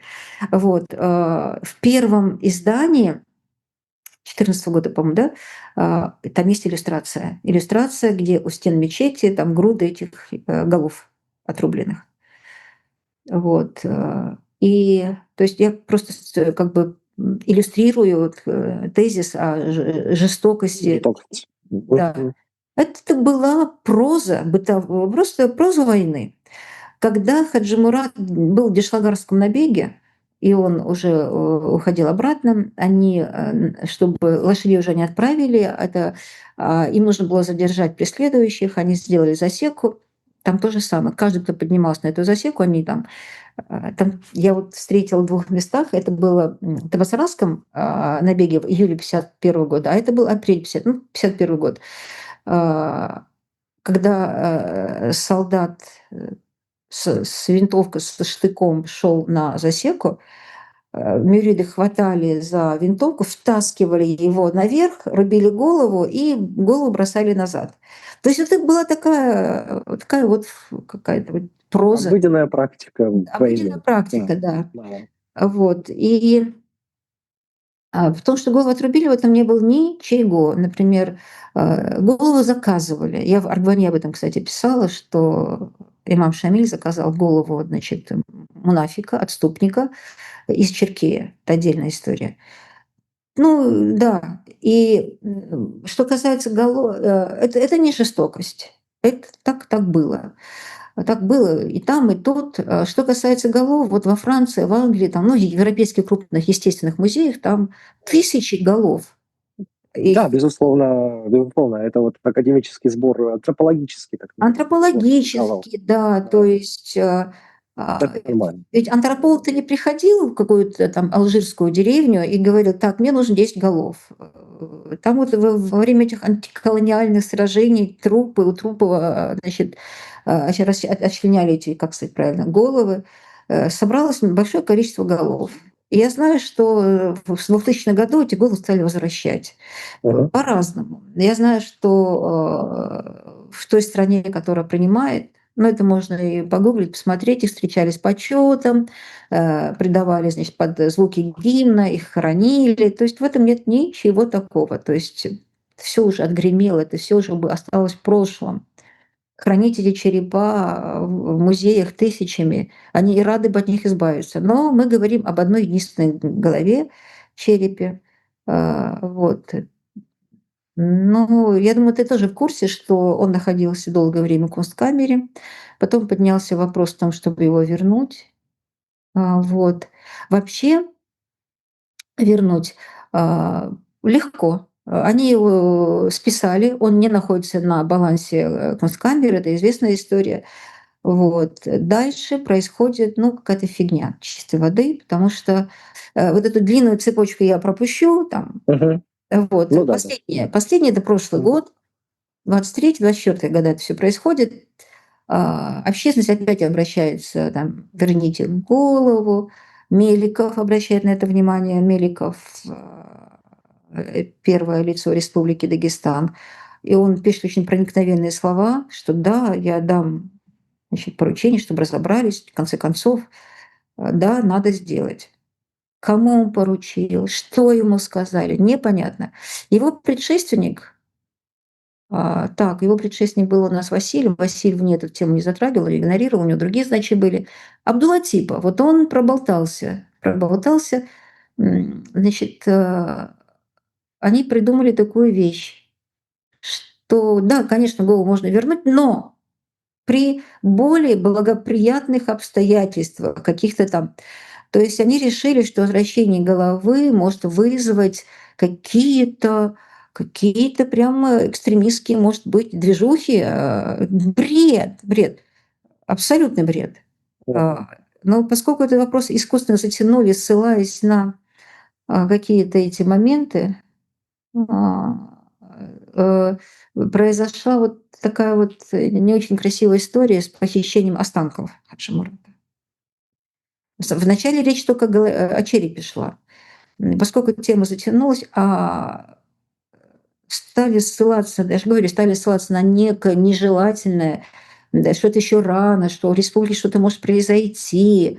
Что может произойти после Первой и Второй Чеченской войны, после того, как все ваххабистское движение республики было действительно искоренено, вооруженное, да, вот, черепа боимся, да вы что, ну о чем вы? Вот. И когда похитили останки, перевезли, была очень некрасивая история, опять-таки, благодаря Льву Николаевичу Толстому. Он же написал со слов, якобы Лорис Мелик записал: «Родился я в небольшом селении с ослиную голову Цельмес». Вот. И вот когда останки Хаджи Мурата привезли в Хунзах, цельмесцы стеной, он наш, он должен быть похоронен на нашем кладбище. Вот. Они даже там, это очень маленькое селение, там мраморная табличка: «Здесь родился Хаджи Мурат», там Толстой сказал, родился, значит, метрика. Но хунзахцы молодцы, они вообще молодцы. Это все, по-моему, видосы даже есть в интернете, как вот борьба шла за эту сумку с останками. Нет, похоронен он хунзахский. И это я привожу все. Ну, в книжке-то обо всем написано, его происхождение, его и так далее. Вот. Он хунзахский. Его похоронили. Хаджи Мурат из Хунзаха, он всю жизнь был. Более того, в 1870 год, по-моему, его сын Гула, старший сын Гула, он из Хунзаха отправился в Закаталы, в Нуху, чтобы на могиле, он знал, что отец там похоронен, чтобы его на могиле поставить могильную плиту. Он эту плиту сделал в Хунзахе. Такая плоская, небольшая. Поразительно. Ага. Она в Баку, в музее, кстати. Да. Вот. Он на муле, его через сам перевал вниз Закаталы, он привез. И, конечно же, могилы как таковой не было. Было место, где закопали вот тех троих, которого убили. Это одна из страниц войны и так далее. Да? То есть этого Хаджи Мурата хороним, такого там не было. Но ему показали, вот здесь мы закопали. Ну вот, индивидуальной могилы ни у кого не было. И он на этом месте поставил вот эту плиту. И он потом приходил буквально каждый год. Аварцы, которые бывали в Нухе по торговым делам, посещали могилу Хаджи Мурата. Так вот, на ней написано «Хаджи Мурат из Хунзаха». Вот. Ну, ладно. И вот этот вот момент тоже был, что Цельмисцы его считали своим, потому что Толстой так сказал. Толстой не ошибается. Вот. И когда его похоронили, там есть в Хунзахе очень замечательный клуб, такой общественная какая-то вот организация, Хаджи Мурат называется, у них есть свой клуб, они там собираются. Вот. Вот они взяли на себя ответственность и похоронить, и поставить памятник. Молодцы. И вот они поборолись и аргументированно взяли на себя эту ответственность, хотя никто не был рад тому, что таким образом это сделали. А голова так и будет лежать, она никому не нужна. Давай перейдем тогда к еще одной книге, вот свежей как раз книге, которую ты презентовала в прошлом году, про Аргвани, да, про селение Аргвани. То есть это второе издание, такое более расширенное, как я понимаю. Ты все это время работала над ним, или это как ты вернулась к этой теме? Почему ты решила вот именно в 2024 году вернуться к той фактически теме, которую ты изначально занималась, да, одним из первых твоих статей? Аргвани очень, очень важная книга. Я бы хотела, чтобы она была в доме каждого дагестанца. Почему я вернулась? Вообще в 90-е годы, когда как-то вот эти границы можно, нельзя, и что изучение родного края — это только, значит, прерогатива профессиональных историков, которых никто не читал, которых вот, а интерес сумасшедший был.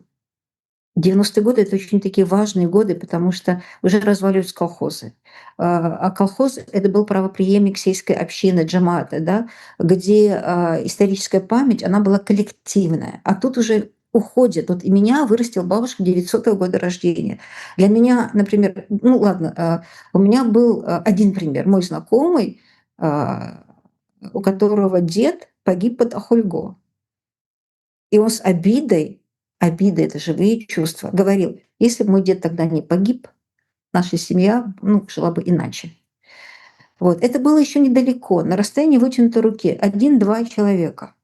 Вот. Но что это, ну, об этом не писали. Интерес был, люди уходили, возникали вопросы.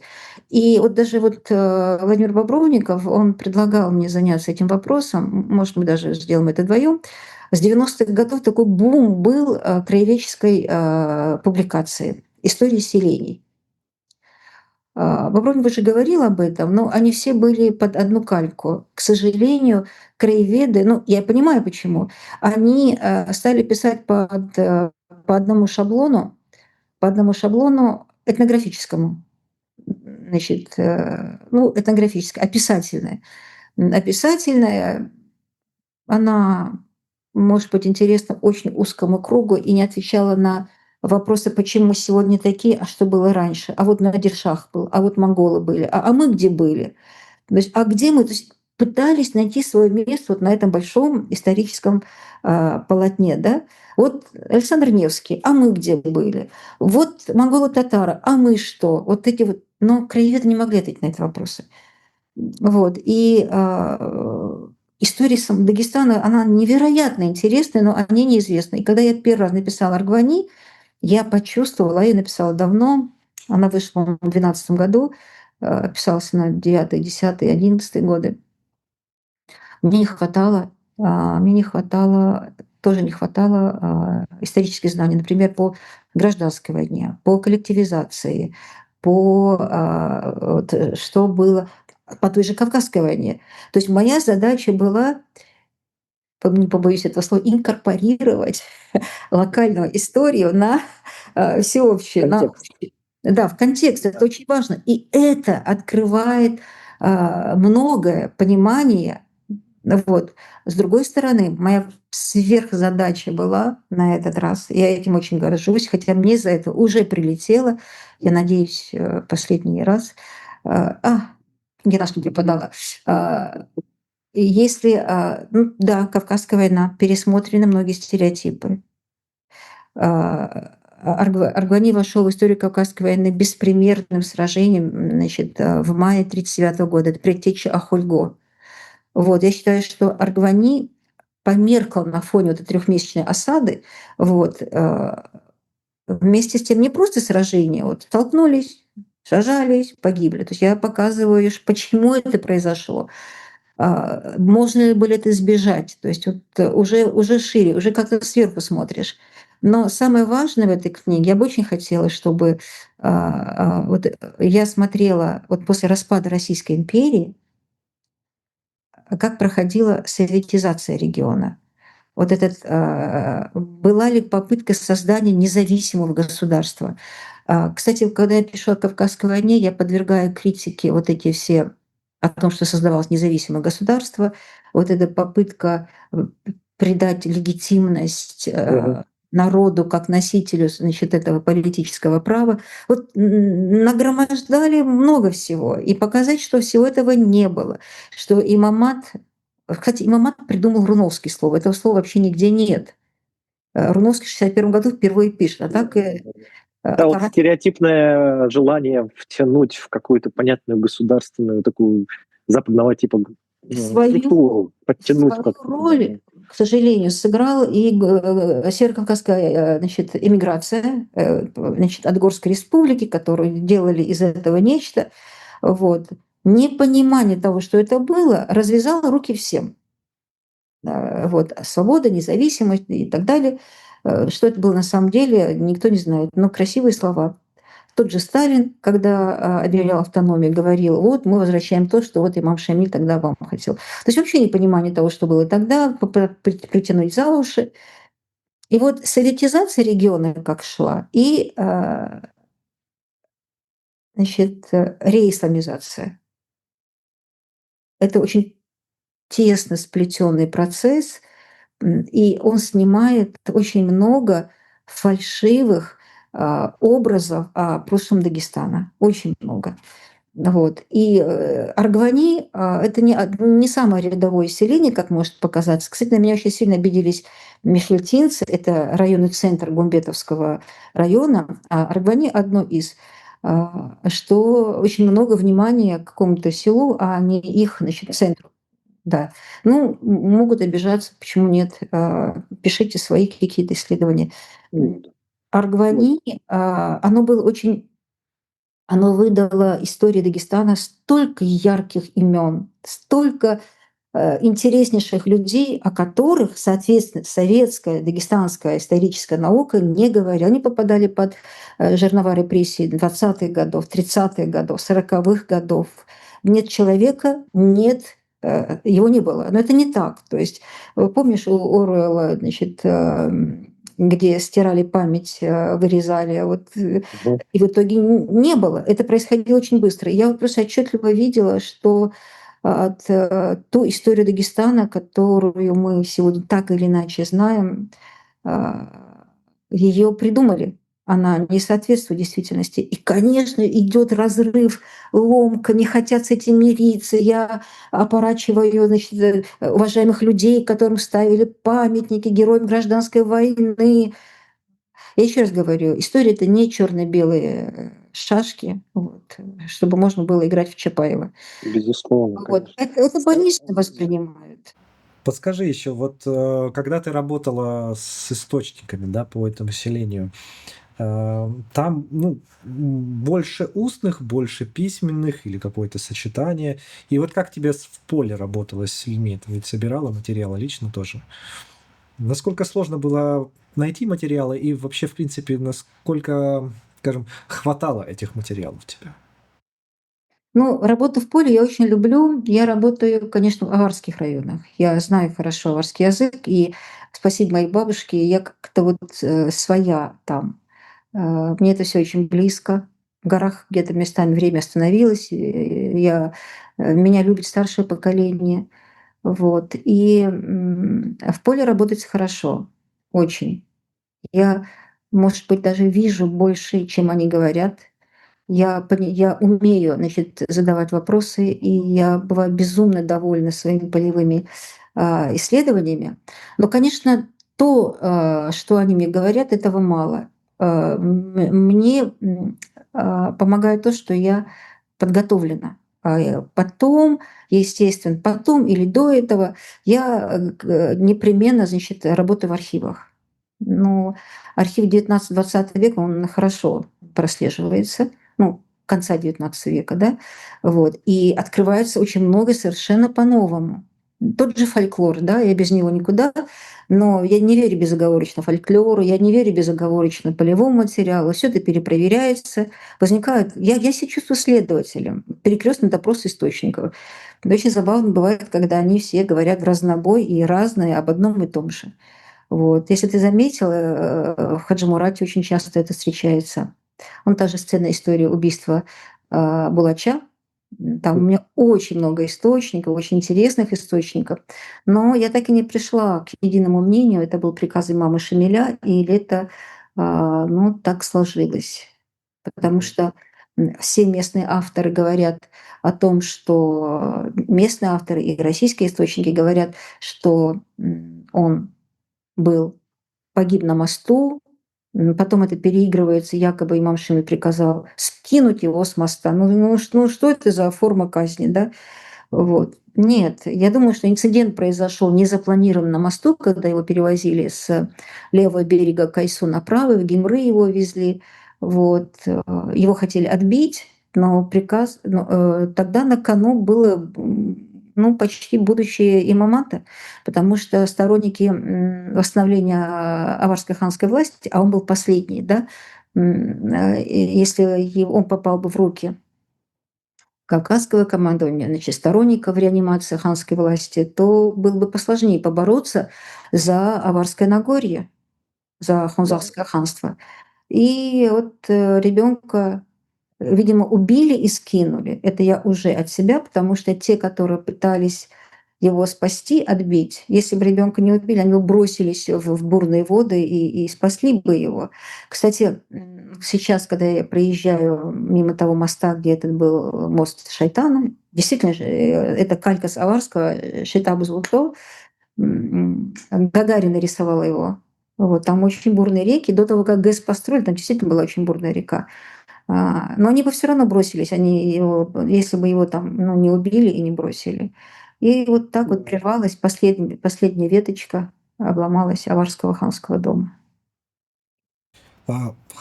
Смотри, давай, наверное, может, чуть перейдем к такому, скорее, вопросам даже немножко касающихся современности. Вот на примере Аргвани, да, ты, если там много работала, вот мы знаем проблему, она всеобщая в Дагестане, она тоже сегодня очень ярко проявляет себя урбанизацией, да, когда сейчас очень много людей переезжают в города, да, села пустеют, из-за этого языковое разнообразие уменьшается.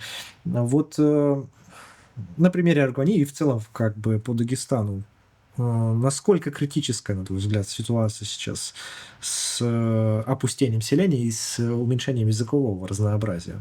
И правда ли, вот, что горные аулы сейчас в Дагестане пустеют сильно? Да, Аргвани не исключение из этого, из этого процесса. Вот, были попытки. Аргванийцы, они очень молодцы, я очень уважаю. Они трудяги. Состоятельные люди селения даже построили свою школу, очень хорошую школу, я бы сказала, даже суперсовременную. Вот, куда с интернатом, или как называется, с комнатами вот, чтобы они учились, там были приглашены хорошие специалисты, вот, и чтобы они, значит, говорили только на аварском языке, аварский язык. Но этот проект продержался, по-моему, года 3-4, потому что в республике есть одна влиятельная сила, что если все ей не по нутру, то этот проект обречен. Я просто не хочу называть, потому что мне проблемы не нужны, но те, кто в курсе, знают. Но эта проблема существует. Села опустили. Естественно, город перемалывает языки. Мне очень забавно смотреть на причитания национальной интеллигенции, которые говорят: вот, не печатают книжки, какие-то мультики переводят на ваш язык. Нет. Вот, мы не первые и мы не единственные. Это такой процесс очень хорошо изученный. язык — это прежде всего среда. Надо сохранять среду обитания. В горах нет газа, в горах плохой свет, нет дорог, нет больниц. Ой, что я несу. Ну, это Вот. факт объективно. После развала социалистической системы хозяйствования развалились колхозы. Вот. То, что земли, то есть то, что потом пошло в горах, не возникли ни одно производство, и все стали уезжать. Поэтому среда умирает, среда носителей языка. Вот. Поэтому, а все остальные миры — это, как бы, знаешь, это мертвому прическу поправить, сказать: блин, Да, безусловно, да, это вечный надо, спор. надо делать так, чтобы в горах оставались. Мгм. Это можно, но Ну да, как будто бы сочетание все-таки, как это сказать, политической воли и внутреннего желания самих людей, семей, да, что-то развивать. Оно должно в сочетании быть каком-то, иначе это не работает. Я еще заметил, ты довольно часто в своих путешествиях, вот в своих исследованиях полевых заглядываешь, так сказать, на кладбище, да, на старинные, да, вот эти вот надгробия публикуешь довольно интересные много. Понятно, что эта часть тоже, да, для историка это вот важный источник информации. Насколько часто ты обращаешься вот к некрополистике, к исследованиям так, надгробий именно в Дагестане? А я смотрю, там богато у вас этого всего. тебе так благодарна за этот вопрос, потому что некрополистика занимает в моем творчестве огромное место, и я даже считаю это как бы частью моего научного этого, ну как считать, так оно и есть, научного процесса. А, Ну, прежде всего, занимаясь Кавказской войной, мне непременно надо было на кладбище выявлять могилы наибов, мюридов, алимов, шейхов. Прежде всего, вопрос датировки. Вот. И на некоторых генеалогия была. То есть я их искала. Был такой забавный случай, его как бы в моем кругу знают. Я не назову это селение. Это полузаброшенное селение, но оно было очень активно в годы Кавказской войны.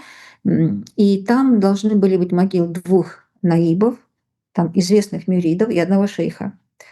Я очень хотела найти их могилы, но я ехала, и мне сказали: ну, у тебя шансов мало, потому что всего покинут. Там 1, 2, 3 человека осталось, если ты найдешь. Причем я поехала рано утром из города. Это был тот день, когда подорвали, тогда еще взрывали в Дагестане, буквально за несколько, минут за 20, за 30, ну ладно, проехали блокпост. И мы приехали за Харибским перевалом. И дальше уже машин нет, мы идем пешком. Со мной были двое моих товарищей, и я вижу чабана, пастуха. Нет, чабан. Он пас овец. Я бегу к нему. Такой колоритный, такой, вот. Я ему я в платке, с приветствиями, радостная, что я его встретила. А он из этого селения. И я говорю: а вот нам на кладбище, а вот там такие-то похоронены. Вы знаете, где их могилы? Конечно, знаю. Там я читаю на их, я прихожу, когда. Я говорю: а покажете? Я такая счастливая, что не придется шарить там, искать эти надписи, все. Мы спустились вниз, поднялись наверх. Это долгий был путь, и наконец подходим к кладбищу. То есть на расстояние-то вон рукой подать, а вот как-то дойти до него. И мы пришли к кладбищу. Моё состояние, да, можно представить. Вот же ж, искать не придется. Бывало, что я не находила. И тут он эту свою палку ставит поперек и говорит, все на аварском происходит. Он говорит: женщинам нельзя на кладбище. А. Я сказала: я не женщина, я научный работник. Переступила и пошла. Говорю: показывайте. Вот, я не женщина, научный. Потом я помню, что я как рассказала эту историю, после на одном из обсуждений моей работы, коллега встала и сказала: так, Надя, прости, но сейчас я по твоей работе пройдусь и жалеть тебя как женщину не буду. Научный работник. Очень часто мне это припоминали, что научный работник. Но это шутка шутками, а кладбище, я считаю, увы, я готова причитать, посыпать голову пеплом, вопить. Это настолько невостребованный, уникальный источник и истории Дагестана, и истории культуры Дагестана. Просто в 60-е годы Дибиров Фарук Муртазалиевич написал монографию «Резной камень горного Дагестана», да? Что такое 60-е годы? Это сколько там? Почти 100 лет прошло, да? Полвека. Да. Мгм. Да, вот. И да, кладбище. Дело в том, что если говорить о генеалогии, прежде всего, до 10 колена, они очень многие говорят о заселении, о людях селения, там, то есть проводить сверку с другими там известными людьми. Там хронологически там высчитывать очень легко по этим генеалогическому ряду. Но меня, значит, больше сейчас интересует, и даже похвастаюсь, я, наверное, 20, ну, если я буду еще долго-долго жить, в 27 году, 26 году у меня занят, в 27 году я готовлю к изданию очень большую работу, там, наверное, лет 15 моих полевых исследований по кладбищам, по резному камню горного Дагестана. Шикарно. Это что-то фантастическое. Прежде всего, конечно же, это посвящается мастерам, резчикам по камню, которые делали шедевральные работы по сложнейшему, значит, рельефу, там 3-5 уровней рельефа резьбы. Вот. И это искусство, это страница истории искусства Дагестана, культуры Дагестана, которая совершенно неведома. Вот. И образы, которые они религиозные образы, которые они выносили. Ты знаешь, что в исламе изображение живых существ, оно не приветствуется, мягко говоря. Это растительный орнамент, это геометрический орнамент, но появляются и образы. Появляются образы очень интересные. Было невероятно интересно их расшифровывать, читать. Но возникает такой вопрос. То есть мне интересны могильные камни до 30-х годов, ну, немножко 60-е, потому что потом появляется вот этот кич, этот мрамор, новые материалы, новые. Уже религии там нет. А вот на камне 19 века появляется... Ведь могильный камень — это что было? Вообще в истории человечества. Человека похоронили, ставили какой-то камушек, чтобы в следующий раз там же не выкопать и другого не похоронить. То есть как бы метили место. Потом стали появляться какие-то знаки. Ну, появляется письменность, допустим. Но ну, я отследила в Дагестане с XIV века. Вот, возникает вопрос. Вот эти изображения на камнях — это лошадь, это оружие, это еще раз там, опять же, оружие, украшения, какие-то предметы, и животные. То есть там очень большой спектр этих изображений. Это же для нас, для тех, кто придет на кладбище. То есть это пиктограммы, это информация и о покойном. Покойного это не надо, ему уже все неинтересно, что мы про него думаем. Но это посмертная какая-то, может быть, его воля или его родственника, которые хотят нам, сегодня живущим, и которые будут приходить потом, информация об этом человеке. Я вспоминаю историю с церквями в Европе Средневековья, да, 16 век, грамотных было мало. И вот заходишь, вот эти сюжеты из Ветхого и Нового Завета, которые были расписаны, да, вот там читать не надо, они по этим картинам уже погружаются. То же самое несли на себе вот этот смысл, информационную нагрузку, да, смысл. Несут эти камни, и наша задача их прочитать. Не только генеалогия, имена и так далее, да. Такие невероятные были прочтения. Я не одинока. Вот я вообще Карпов немножко этим занимался, он уже умер, и в Средней Азии один специалист, сейчас не вспомню. Ну, по некрополистике, кстати, есть в Москве. Он, по-моему, сейчас уже не занимается. Сейчас забыл, как его звали. Мне как-то контакт давали. Человек занимался 10 лет назад очень плотно. Он сейчас пишет в основном статьи о, скажем, обрядах, необычных обрядах погребения в Московском царстве. Там 16 век, 17 век. Вот смутное время тоже. Забыл просто сейчас фамилию. Давно уже читал. И вот нет, русский специалист. Есть несколько замечательных статей совершенно у него. И второй, вот грузинский, как раз-таки Рамазишвили, по-моему, он 3 огромных таких статьи, там просто даже не статьи, а целые монографии написал, да, про погребальные обряды в Грузии. Я даже вот понимаю, по каким он источникам проходился. Это тоже интересно достаточно. А так, Нет, конечно, слушай, дело не в интересно. погребальных обрядах. Не, я имею в виду расшифровки на камнях, именно на сгробе. Вот, В том числе.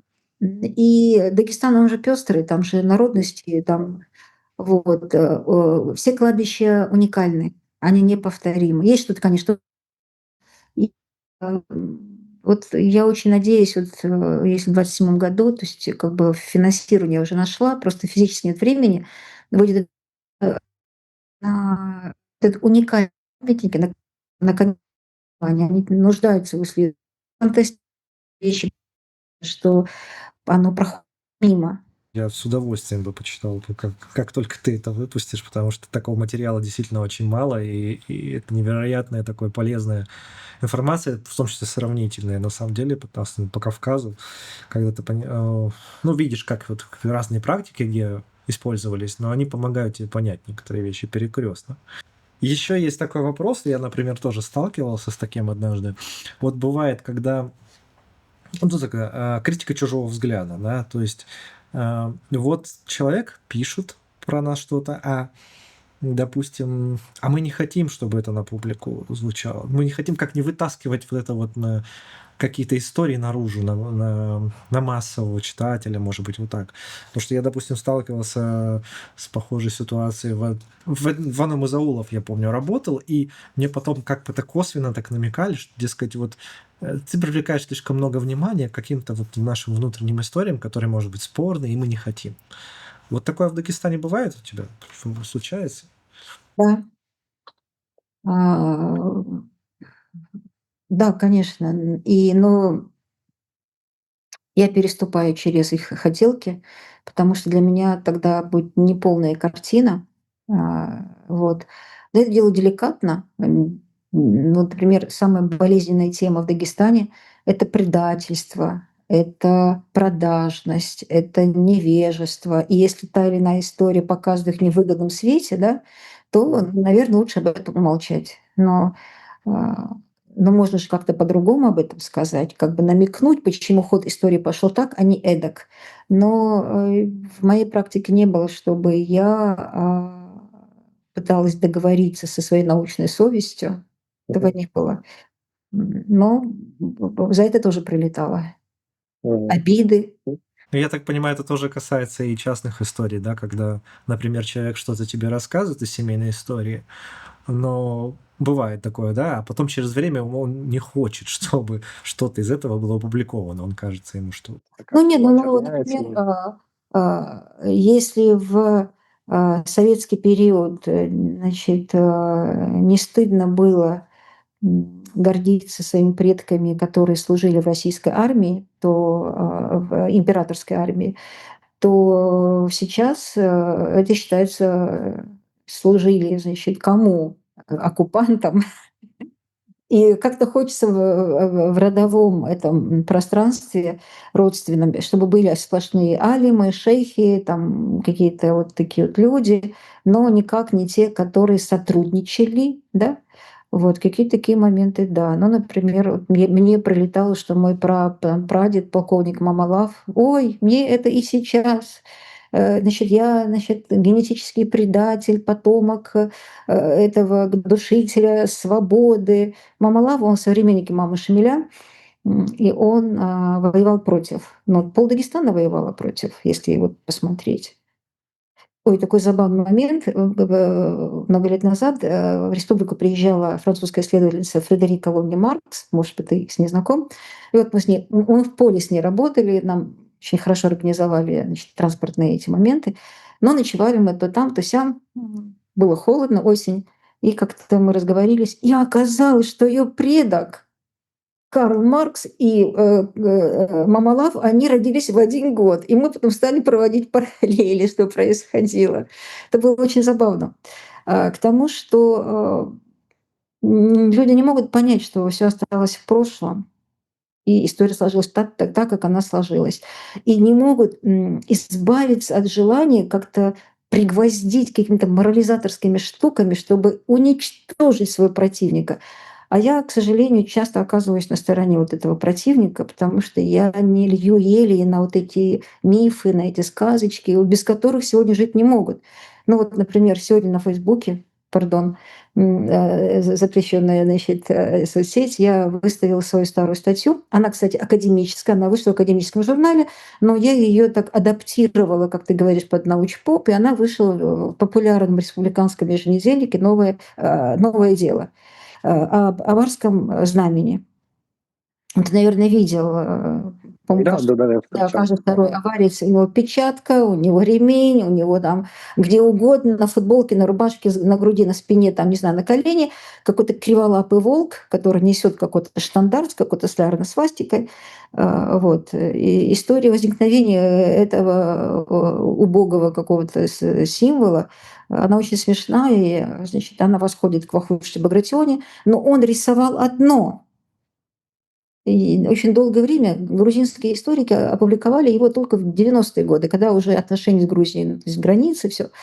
И какой-то грузинский историк видел, и он на словах рассказал дагестанскому историку, тот рассказал другому дагестанскому, тот рассказал художнику, а давайте создадим. И вот как в испорченном телефоне в итоге несчастные художники с третьих слов, ты понимаешь, да, нарисовали вот эту штуку. И вот можно просто сравнить, что было и что стало. И потом, друзья мои, ну, мы же мусульмане, аварцы, да? Какой волк? Какой солярный знак? Вы о чем? Нет, пару лет назад был конный пробег введено Гуниба, они с этим флагом Шамиль гробу перевернулся бы. Да, то есть пишу, говорю, но настолько не хотят расставаться с этой игрушкой мужчины, как дети, что готовы меня обвинить в чем угодно. Вот. Войны такие были, ну что делать? Так вот. Да, беда, конечно, с символами. Ну, люди, есть ощущение, что большинство людей как будто бы просто они как бы выбирают паблики очень удобные им какие-то, где вот муссируются какие-то стереотипные вещи, и в них только и погружены. И там вот эта мифологическая история, она из раза в раз повторяющаяся, там как какие-то вещи, которые появились там в 90-е годы, допустим. Я, по крайней мере, по Западному Кавказу точно вижу, что ну, настолько уже все понимают, ну, многие, да, кто вот занимается исследованием, понимают, что вот какие-то вещи, вопросы или символы, это фейк такой вот прям возникший в 90-х годах. И несмотря на то, что написано уже много разоблачений, оно все равно муссируется внутри этих пабликов, там какие-нибудь условные, там однотипные названия, там десятков пабликов, где они друг у друга одно и то же копируют беспрерывно, без проверки, прям запятые, что называется, в тех же местах. Это удивительно, да, люди, да, действительно, как будто бы, ну, просто не хотят. Вот они не хотят. расставаться с Такое этим. явление, которое еще будет исследовано. Люди вроде хотят знать историю, хотят знать культуру, но хотят знать ее как группу крови. То есть, ну так не бывает. Да, Это да. надо заниматься, это надо И читать. чтобы она комфортная была для Да. человека. Что нужно работать, что надо усваивать информации. Скажи мне, вот если говорить о сегодня идентичности жителей Дагестана, как она выражается? Например, то, что я тебе как-то писал, да, что вот, допустим, я занимаюсь черкесами, я знаю, что у них, если спросишь, да, на своем языке скажет адык там, или черкес, а там уже в нюансы начинаются, там, кто где живет, там куча местных таких локальных названий. Но в целом они себя как один народ всегда называют. Мы адыги, а там дальше пошли какие-то нюансы. Вот в Дагестане сегодня насколько... Как вообще выражается эта идентичность? То есть я дагестанец и я еще там, не знаю, там, аварец, даргинец и так далее. Или это сложнее, или я неправильно понимаю, или дагестанец не используется. Я сейчас просто представила, как в Дагестане, ну, ты кто? Я Дагестане, дагестанцем никто себя не назовет. Да, Да, это ну, российский термин. да, но в России, да, дагестанец. Нюанс уже неинтересный, да, вопрошающий. А в Дагестане, значит, аварец по национальности. И если дальше тебе интересно, там надо как-то разобраться или там выяснить степень вот, Как в Грузии говорят «садаури-хар», это «откуда ты?». Есть специальное Откуда ты? слово, уточняют. Да, уточняют, потому что аварцы, они тоже разные есть, да, и лакцы разные, и даргинцы очень разные. И всегда, когда выясняется точная локация, то мы знаем степень его круга, из какого круга он вышел. Ну, например, когда я одного аварца спросила, откуда, он говорит, да, Чародинский. А Чародинский район состоит из двух исторических обществ – Клинсер и Карах. Я говорю, ты Клинсеровский или Карахский? Он так задумался, он говорит, я по правый берег реки Кайсу. Значит, это значит Клинсер. Вот, то есть это существует обязательно, конечно. Ж такого вот дагестанец нет, этого нет. Понял. Ну, то есть, грубо говоря, в Махачкале, если два человека встретили друг друга, они, скажем, то есть это будет как, в первую очередь, как бы представление себя идентичности по одному из народов, да, скажем, аварец, даргинец, лезгин, кумык и так далее. Он скажет в первую очередь. Ну, прежде всего, да. Да. Прежде всего, да. Понял. На твой взгляд, что важнее, глобальная история или малые истории? Вот местечек, скажем, отдельных аулов. И насколько возможно удачно соединять их, вплетать вот в глобальную историю, то, что ты делаешь? Насколько удачно получается вплетать их в глобальный контекст? Ну, смотри, глобальная история, она просто неинтересна людям, которые живут в своих селениях, живут своим кругом, да, вот, если она к ней, глобальной истории, не подсоединена. Так она неинтересна. Вот мы опять возвращаемся к замку Слоновой Кости, да, она где-то там, за пределами вот этой башни. Вот. Поэтому крайне важно именно вот эти локальные истории, но чтобы они были написаны профессиональными историками. И только потом вот из этих выстраивается настоящая история, подлинная история, по крайней мере, максимально приближенная к, да, потому что, ну, как из песчинок складывается там кирпичик, а из кирпичика там можно дом построить. Это очень важно. Но вместе с тем вот эти локальные истории, там должен быть обязательно как бы вот эта локальная история, она как в зеркало должна смотреться в большую историю и видеть себя в ней. И иначе это все бессмысленно. Они друг без друга не могут существовать. И то, о чем мы с тобой сегодня говорили, о людях, которые ничего не знают, но мгновенно обижаются, у которых очень сложные отношения с историей, очень сложные отношения. Вот. Это все потому, что вот этого не было. Вот зеркальное отражение большого в малом и малого в большом. Это правило номер один. Иначе мы будем иметь тех, кто владеет вордом и выходом в сеть, и все такое. Это очень-очень-очень опасно. Это последствия я уже вот вижу. Дальше может быть только хуже, к сожалению. Поэтому, Рост конфликтности, получается. Да. конечно, это просто как спичку поднести в в горючую среду. Что, на твой взгляд, чего не хватает сегодня науки о Кавказе, вот именно российской? Ну смотри, я над этим вопросом думала, да. Я понимаю, что здоровый климат в регионе может внести вот именно а, академически разобранные вопросы истории. Ну, между Дагестаном и Чечней. Чечней и Ингушетией. Ингушетия и Осетия, да? Вот. Мы не должны бояться правды. Но это все опутано такой прочной нитью национализма, что науки там академически не остается. Любой историк, который значит, национальный, там, местный национальный или русский, шаг в сторону, ты уже предатель, ты уже ты уже не вхож, тебя не читают, тебя не слушают. Да? Значит, я считаю, что российской исторической науки, ну, возьмем на Кавказе, да, как и всей, нам нужны специалисты. Мы потеряли специалистов старшего поколения, которые знали, что такое академическая наука.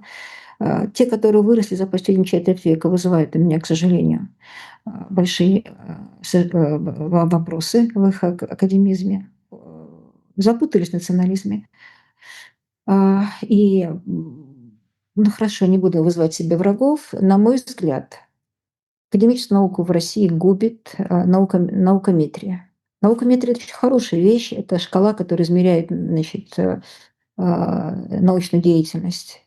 Это правильно, это индекс цитируемости, это, значит, да, вот эти показатели наукометрии.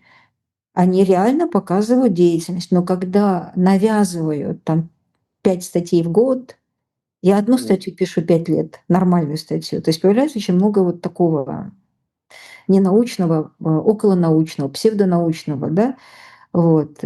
Борьба за публикации. Боже ж ты мой. То есть это так далеко уходит от науки. Ну, Да, это поразительно иногда бывает, причем за пустоту какую-то, действительно.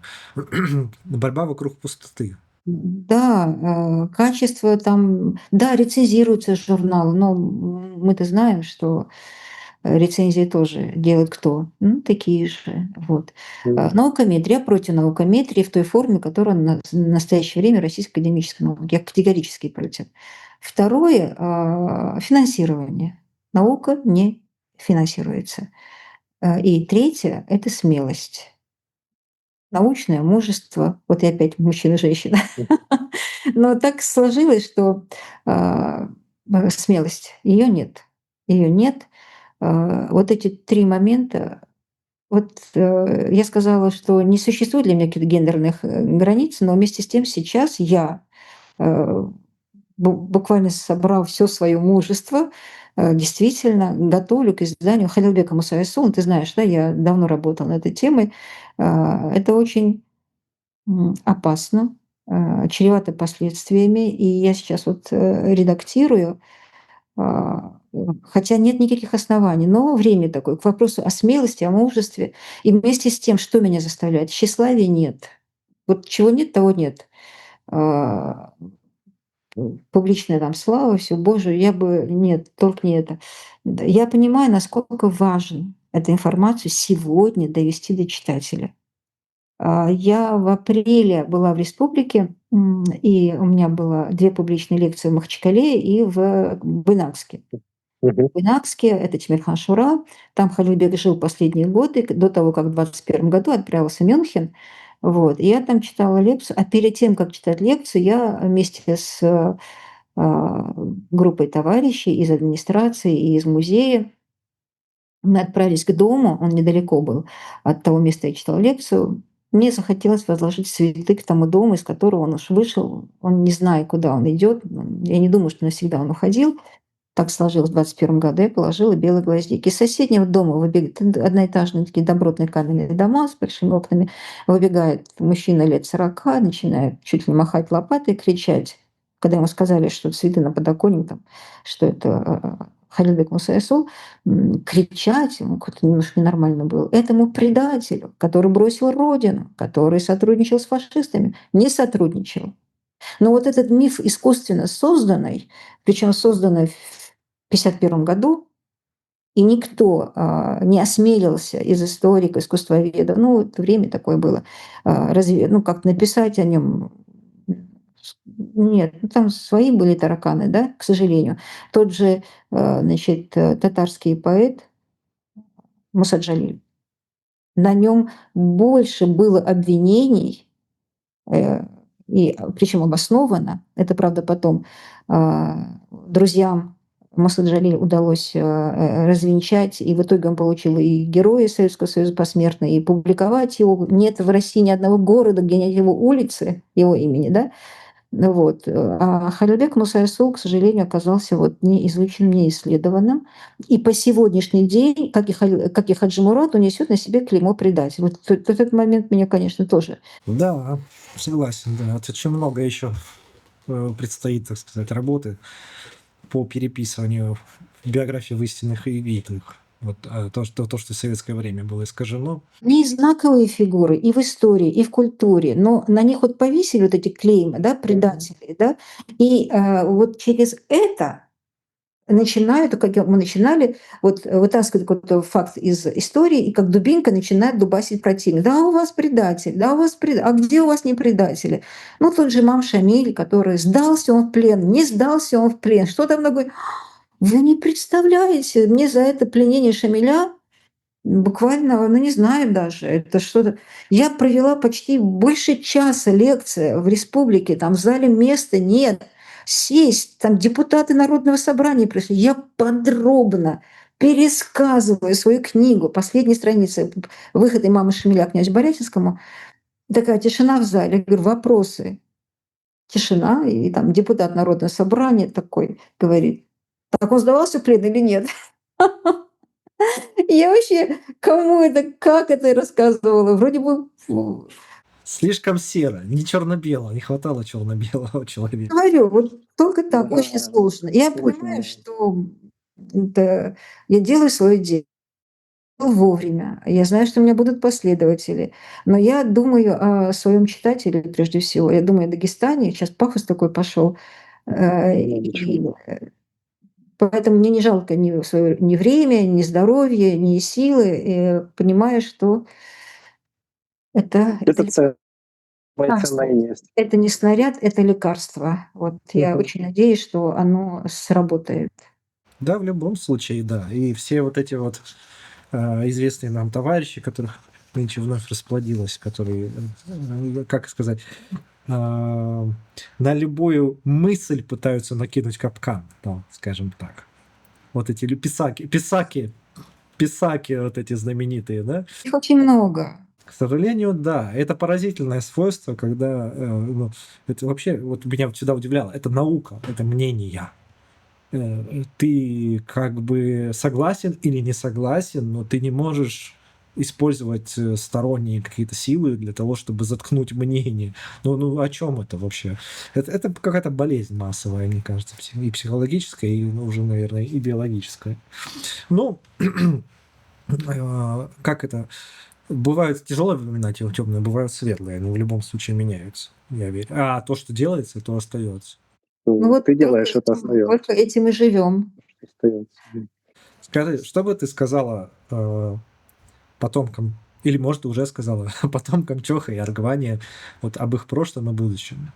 Что бы ты хотела, чтобы они знали? Чох и Аргвань. Чоха больше уже не существует. Ну, потомки же, они переселились, я так понимаю, Потомки какие-то. переселились. Ну, у Чоха было прекрасное прошлое, славное прошлое, и я это отразила в книге. И я очень благодарна, что я успела это сделать. Она вышла, по-моему, в 2010 году, но она еще раньше была написана. То есть я успела пообщаться с стариками там 13-го года рождения, там 9-го года рождения, там, ну, моя бабушка, само собой, да, вот дыхание того времени, да, ну и колоссальный материал архивный, который я смогла осмыслить. У Чоха было настолько замечательное прошлое, и настолько же сегодня очень печальное настоящее, что будущего я его, ну, не вижу. В Америке проживают там шотландцы, ирландцы, да, которые давно уже стали американцами. Они там раз в год приезжают в своих этих да, и говорят о своем. Но что свое? Это память о том, что ты с этого места произошел. Вот. Чёха как такового не существует, там осталось немного людей, в школе там очень мало детей, вот, хозяйства никакого нет, поля все заросли, то есть все, там земли распроданы. Вот Чоха, ведь что такое Чоха? Это сельская община, это джемат, это колхозная община, это люди, которые жили на одной территории, говорили на одном языке. То есть это был такой механизм, как швейцарские часы. А сейчас его вдребезги об асфальт, и там где-то шестеренки, стеклышки валяются, да, ну да, это были прекрасные часы. Поэтому будущим чёртам, что я могла бы сказать, ну, по крайней мере, вам есть что вспомнить. Вот. Аргванийцев Благодаря тебе, да. не так все печально. Они село держится, они работяги. Вот. Как-то вот они более сплоченные, что ли. Вот этот, какая-то вот община, и вот это коллективное в них осталось. Чёх этого нет. Вот. Мгм. Ну, как-то так. Сейчас я пишу работу по другому селению маленьким, Мгм. по Да. Гамсутлю, который блогеры назвали аулом-призраком. Вот Я считаю, что это будет моя лучшая работа. Ждем. Это получается у тебя уже 3 в планах, да? Гамсутель, вот ты сказала, в 27 году книга. Резной А, камень, Резной камень. И вот по Халюбек Мусаесу, Мусаису 3, да? Ахольго. У меня Ахольго Мгм. написано, сейчас готовлю, это большая Ага. книга получилась. Ахольго. Потом у меня еще Камаль Башир, Мгм. вот такой историко-этнографический такой у меня получился экзерсис, вот, упражнение. Вот, что еще? Ну, как-то где-то порядка 7-8 работ. Ты успеваешь? Как ты вот тайм-менеджмент свой устраиваешь, чтобы вот успевать еще помимо работы? Ты знаешь, Ну, жизнь так сложилась, что я получаю удовольствие. Ну, у меня дети уже большие, я не правда. Ну, как большие, они у меня студентки обе. Жизнь так сложилась, что я получаю удовольствие от своих полевых работ, обработки этого материала. И, ну да, я не люблю тратить время на то, что не имеет отношения к тому, что мне интересно. И я сижу, работаю, пишу, да, и я понимаю значимость. Одно дело, ах, не написать ли мне что-то. Я понимаю, насколько это значимо. Столько лжи накрывает настоящее, подлинное. Поколение советских дагестанских ученых ушло. Те, которые пришли, их мизерно мало. И уходит поколение тех, которые могли сказать, что это было не так. Сейчас какая-то псевдокультура, какая-то лубочная, какая-то вот что-то такое появляется, пытаются втюхать его за нашу историю, за нашу культуру. Вот тут я понимаю, что я должна, вот опять-таки к вопросу о производстве там, лекарства, противоядия от того, что они делают. Поэтому я получаю удовольствие от своей работы. Да, тяжело. Тяжело в том плане, что у меня появился синдром, как я узнала, отложенной жизни. Вот я вот это М. доделаю, а потом я это доделаю. Да никогда не доделаю. У меня лет на 5 как минимум эти разработки. Ведь по чуть-чуть всё это собирается. И иногда, когда говоришь: "Никто никогда не узнает, что ты об этом не написала". Ну, я об этом знаю. Я не имею права не договорить, не имею права. Вот. И я понимаю, что, может быть, это моя миссия, да. Вот сейчас вот эти вот, здоровые вот эти, мысли, знания открыть. Дальше это уже не моё. То есть мы с тобой знаем, что есть преемственность, есть принятие, непринятие, но я ощущаю, что вот, у меня вот есть такое предназначение. Вот, да, ты думаю, вот закончу эту вещь, а потом еще не закончу, а ты уже за этот берешь и как бы этот за. Вот, например, вот по резному камню текст уже написан. Я лет 15-20 назад начала над ним работать, и, к счастью, я даже успела застать тех мастеров, детей тех мастеров, да. Массу сейчас уже я бы не взяла эту работу.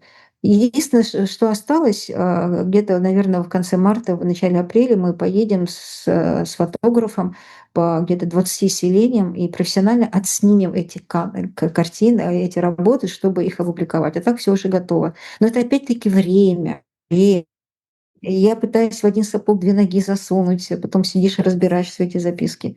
Вот, работы, мне она интересна, мне она интересна. Я понимаю, что я делаю, нужную работу. Иногда я её сравниваю как бы вот как, хирург, на фронте, на передовой линии. Ведь приносит, раненых, и ты не можешь сказать: "Ах, я устал, у меня сегодня выходной". Ну, так не бывает. Вот понимание, что я делаю нужную работу, похвастала себя. Смотри, финальный вопрос к тебе. Если бы ты могла вопрос задать самому Хаджи Мурату, что бы ты у него спросила? Хороший вопрос. Понимаешь, у татарского художника Магомеда Дибирова есть классная работа. Хаджи Мурат сидит у костра, догорающий у костра. Его костер отражает облик, полыха. Вот свет падает на руку. Как-то сидит на ручках и руки. Я даже думала, я еще тогда думала, что если я напишу Хаджи Мурата, то на обложке будет вот эта вот, работа. И мне очень хотелось сесть у этого костра. Мне столько хотелось его расспросить. Вот, но вот прошло время, книгу. Ну вот возвращаясь к теме, на один вопрос женский. Что стало с его женой Дариджей? Я в Хунзахе спрашивала всех, вот кто имел отношение к этой теме, к старикам, даже к Алибеку Казанбиеву. Никто не знает. А вот сын Гула, старший, он же Ад-Даридж был, он же встрял эту историю с Ахмедханом Мехтулинским из-за сестры своей жены, когда его связали через неделю через Бусравский перевал, и потом он бежал к имаму Шамилю. Все началось от жены Дариджи, Фатимы, Патимат. Да? Вот. Где она? Что с ней? И главное, Гулани не пишет. В 25 году он написал сборник рассказов о своем отце, по словам даже матери Хаджи Мурат, она еще была жива. Нет, еще была жива Сану. То есть Ад-Даридж ее нет. Просто чисто женский вопрос. Где она? Что с ней стало? Где она похоронена? Вот. Ну, Действительно, да, хороший вопрос. Хороший вопрос. вот, Значит, выпало скажи, вот казалось бы, ну, женский, но тем не менее, это же все-таки первая, так сказать, любовь, первая его человек, причем который повлиял. любовь. Я об этом пишу в книге. Хаджи Мурат, он был из такого узденского сословия, он был близок к аварскому ханскому дому, то есть это статус. Женился он на Даридже, а у него были грузинские корни. Вот этот, ты знаешь, отношение к грузинским корням в Дагестане, оно приравнивалось к арабскому сословию, и даже один из прямых претендентов на аварский ханский трон, сын, значит, Гебека Патали, Гебеку отказали, потому что его мать была грузинка, хотя княгиня, она вышла замуж, она не была рабыней, грузинское происхождение. Но тот факт, что Хаджи Мурат женился из таких кругов, да, статусных, узденских, женился на грузинке Даридже, и потом вступился за честь ее сестры Фатимы. Вот. Во-первых, это говорит о нем очень много. Это был человек чести, а не предатель. Протестую. На этой ноте завершим наше интервью. Спасибо большое, Патимат. Очень Спасибо огромное. рассказ. Выговорилась.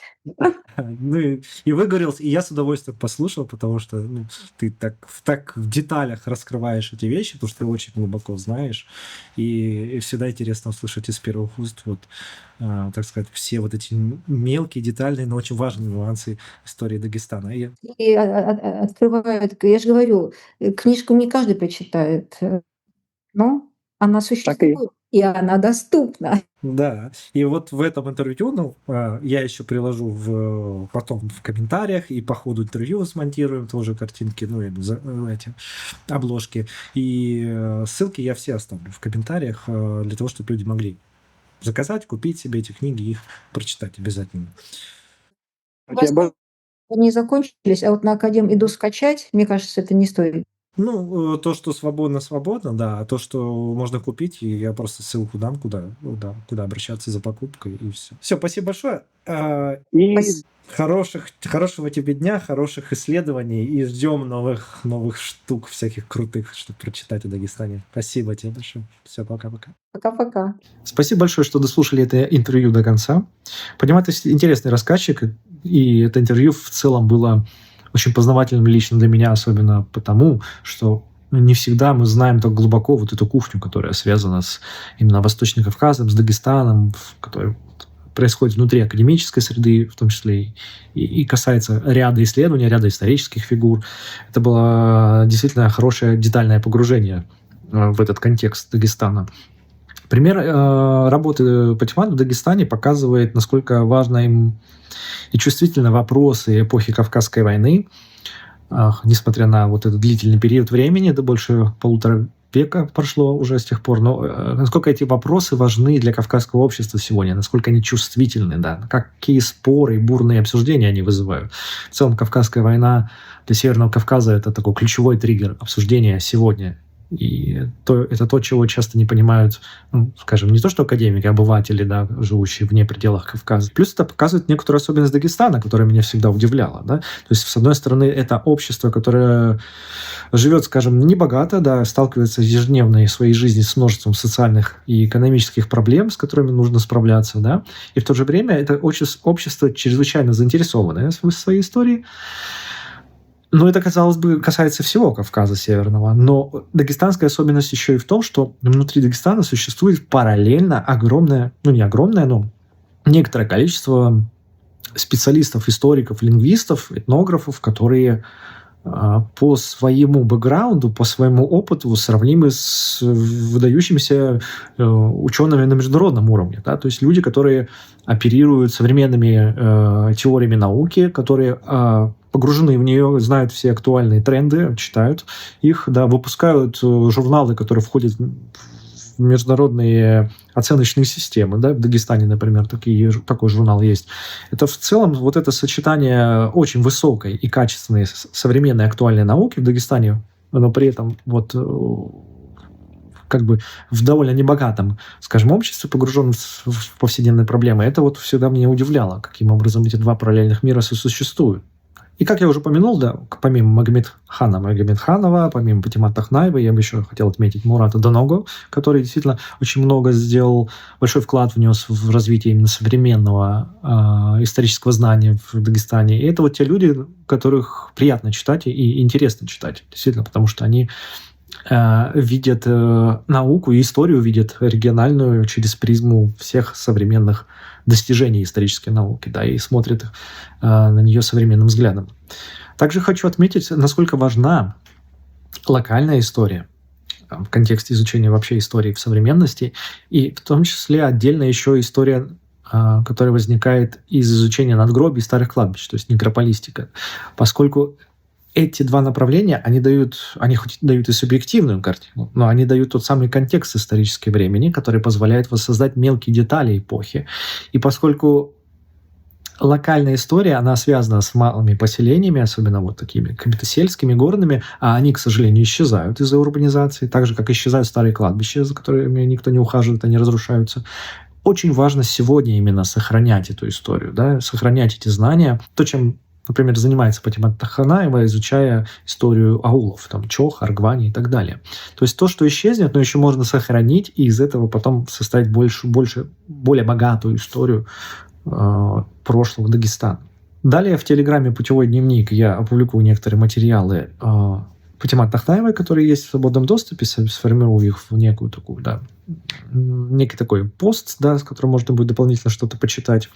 Скоро будут также новые интервью. Не забывайте подписываться, чтобы вовремя их посмотреть, чтобы не потерять, так сказать, из виду канал, потому что все-таки съемка и монтаж интервью занимает много времени и могут выходить они нерегулярно. Будет еще перерыв на праздники, но тем не менее у нас впереди много еще интересных рассказчиков, которые будут делиться с нами своим опытом и своими биографиями. И поэтому я призываю вас подписаться, призываю вас комментировать активнее ролики под этим каналом, потому что это позволяет им продвигаться в поисковой системе лучше.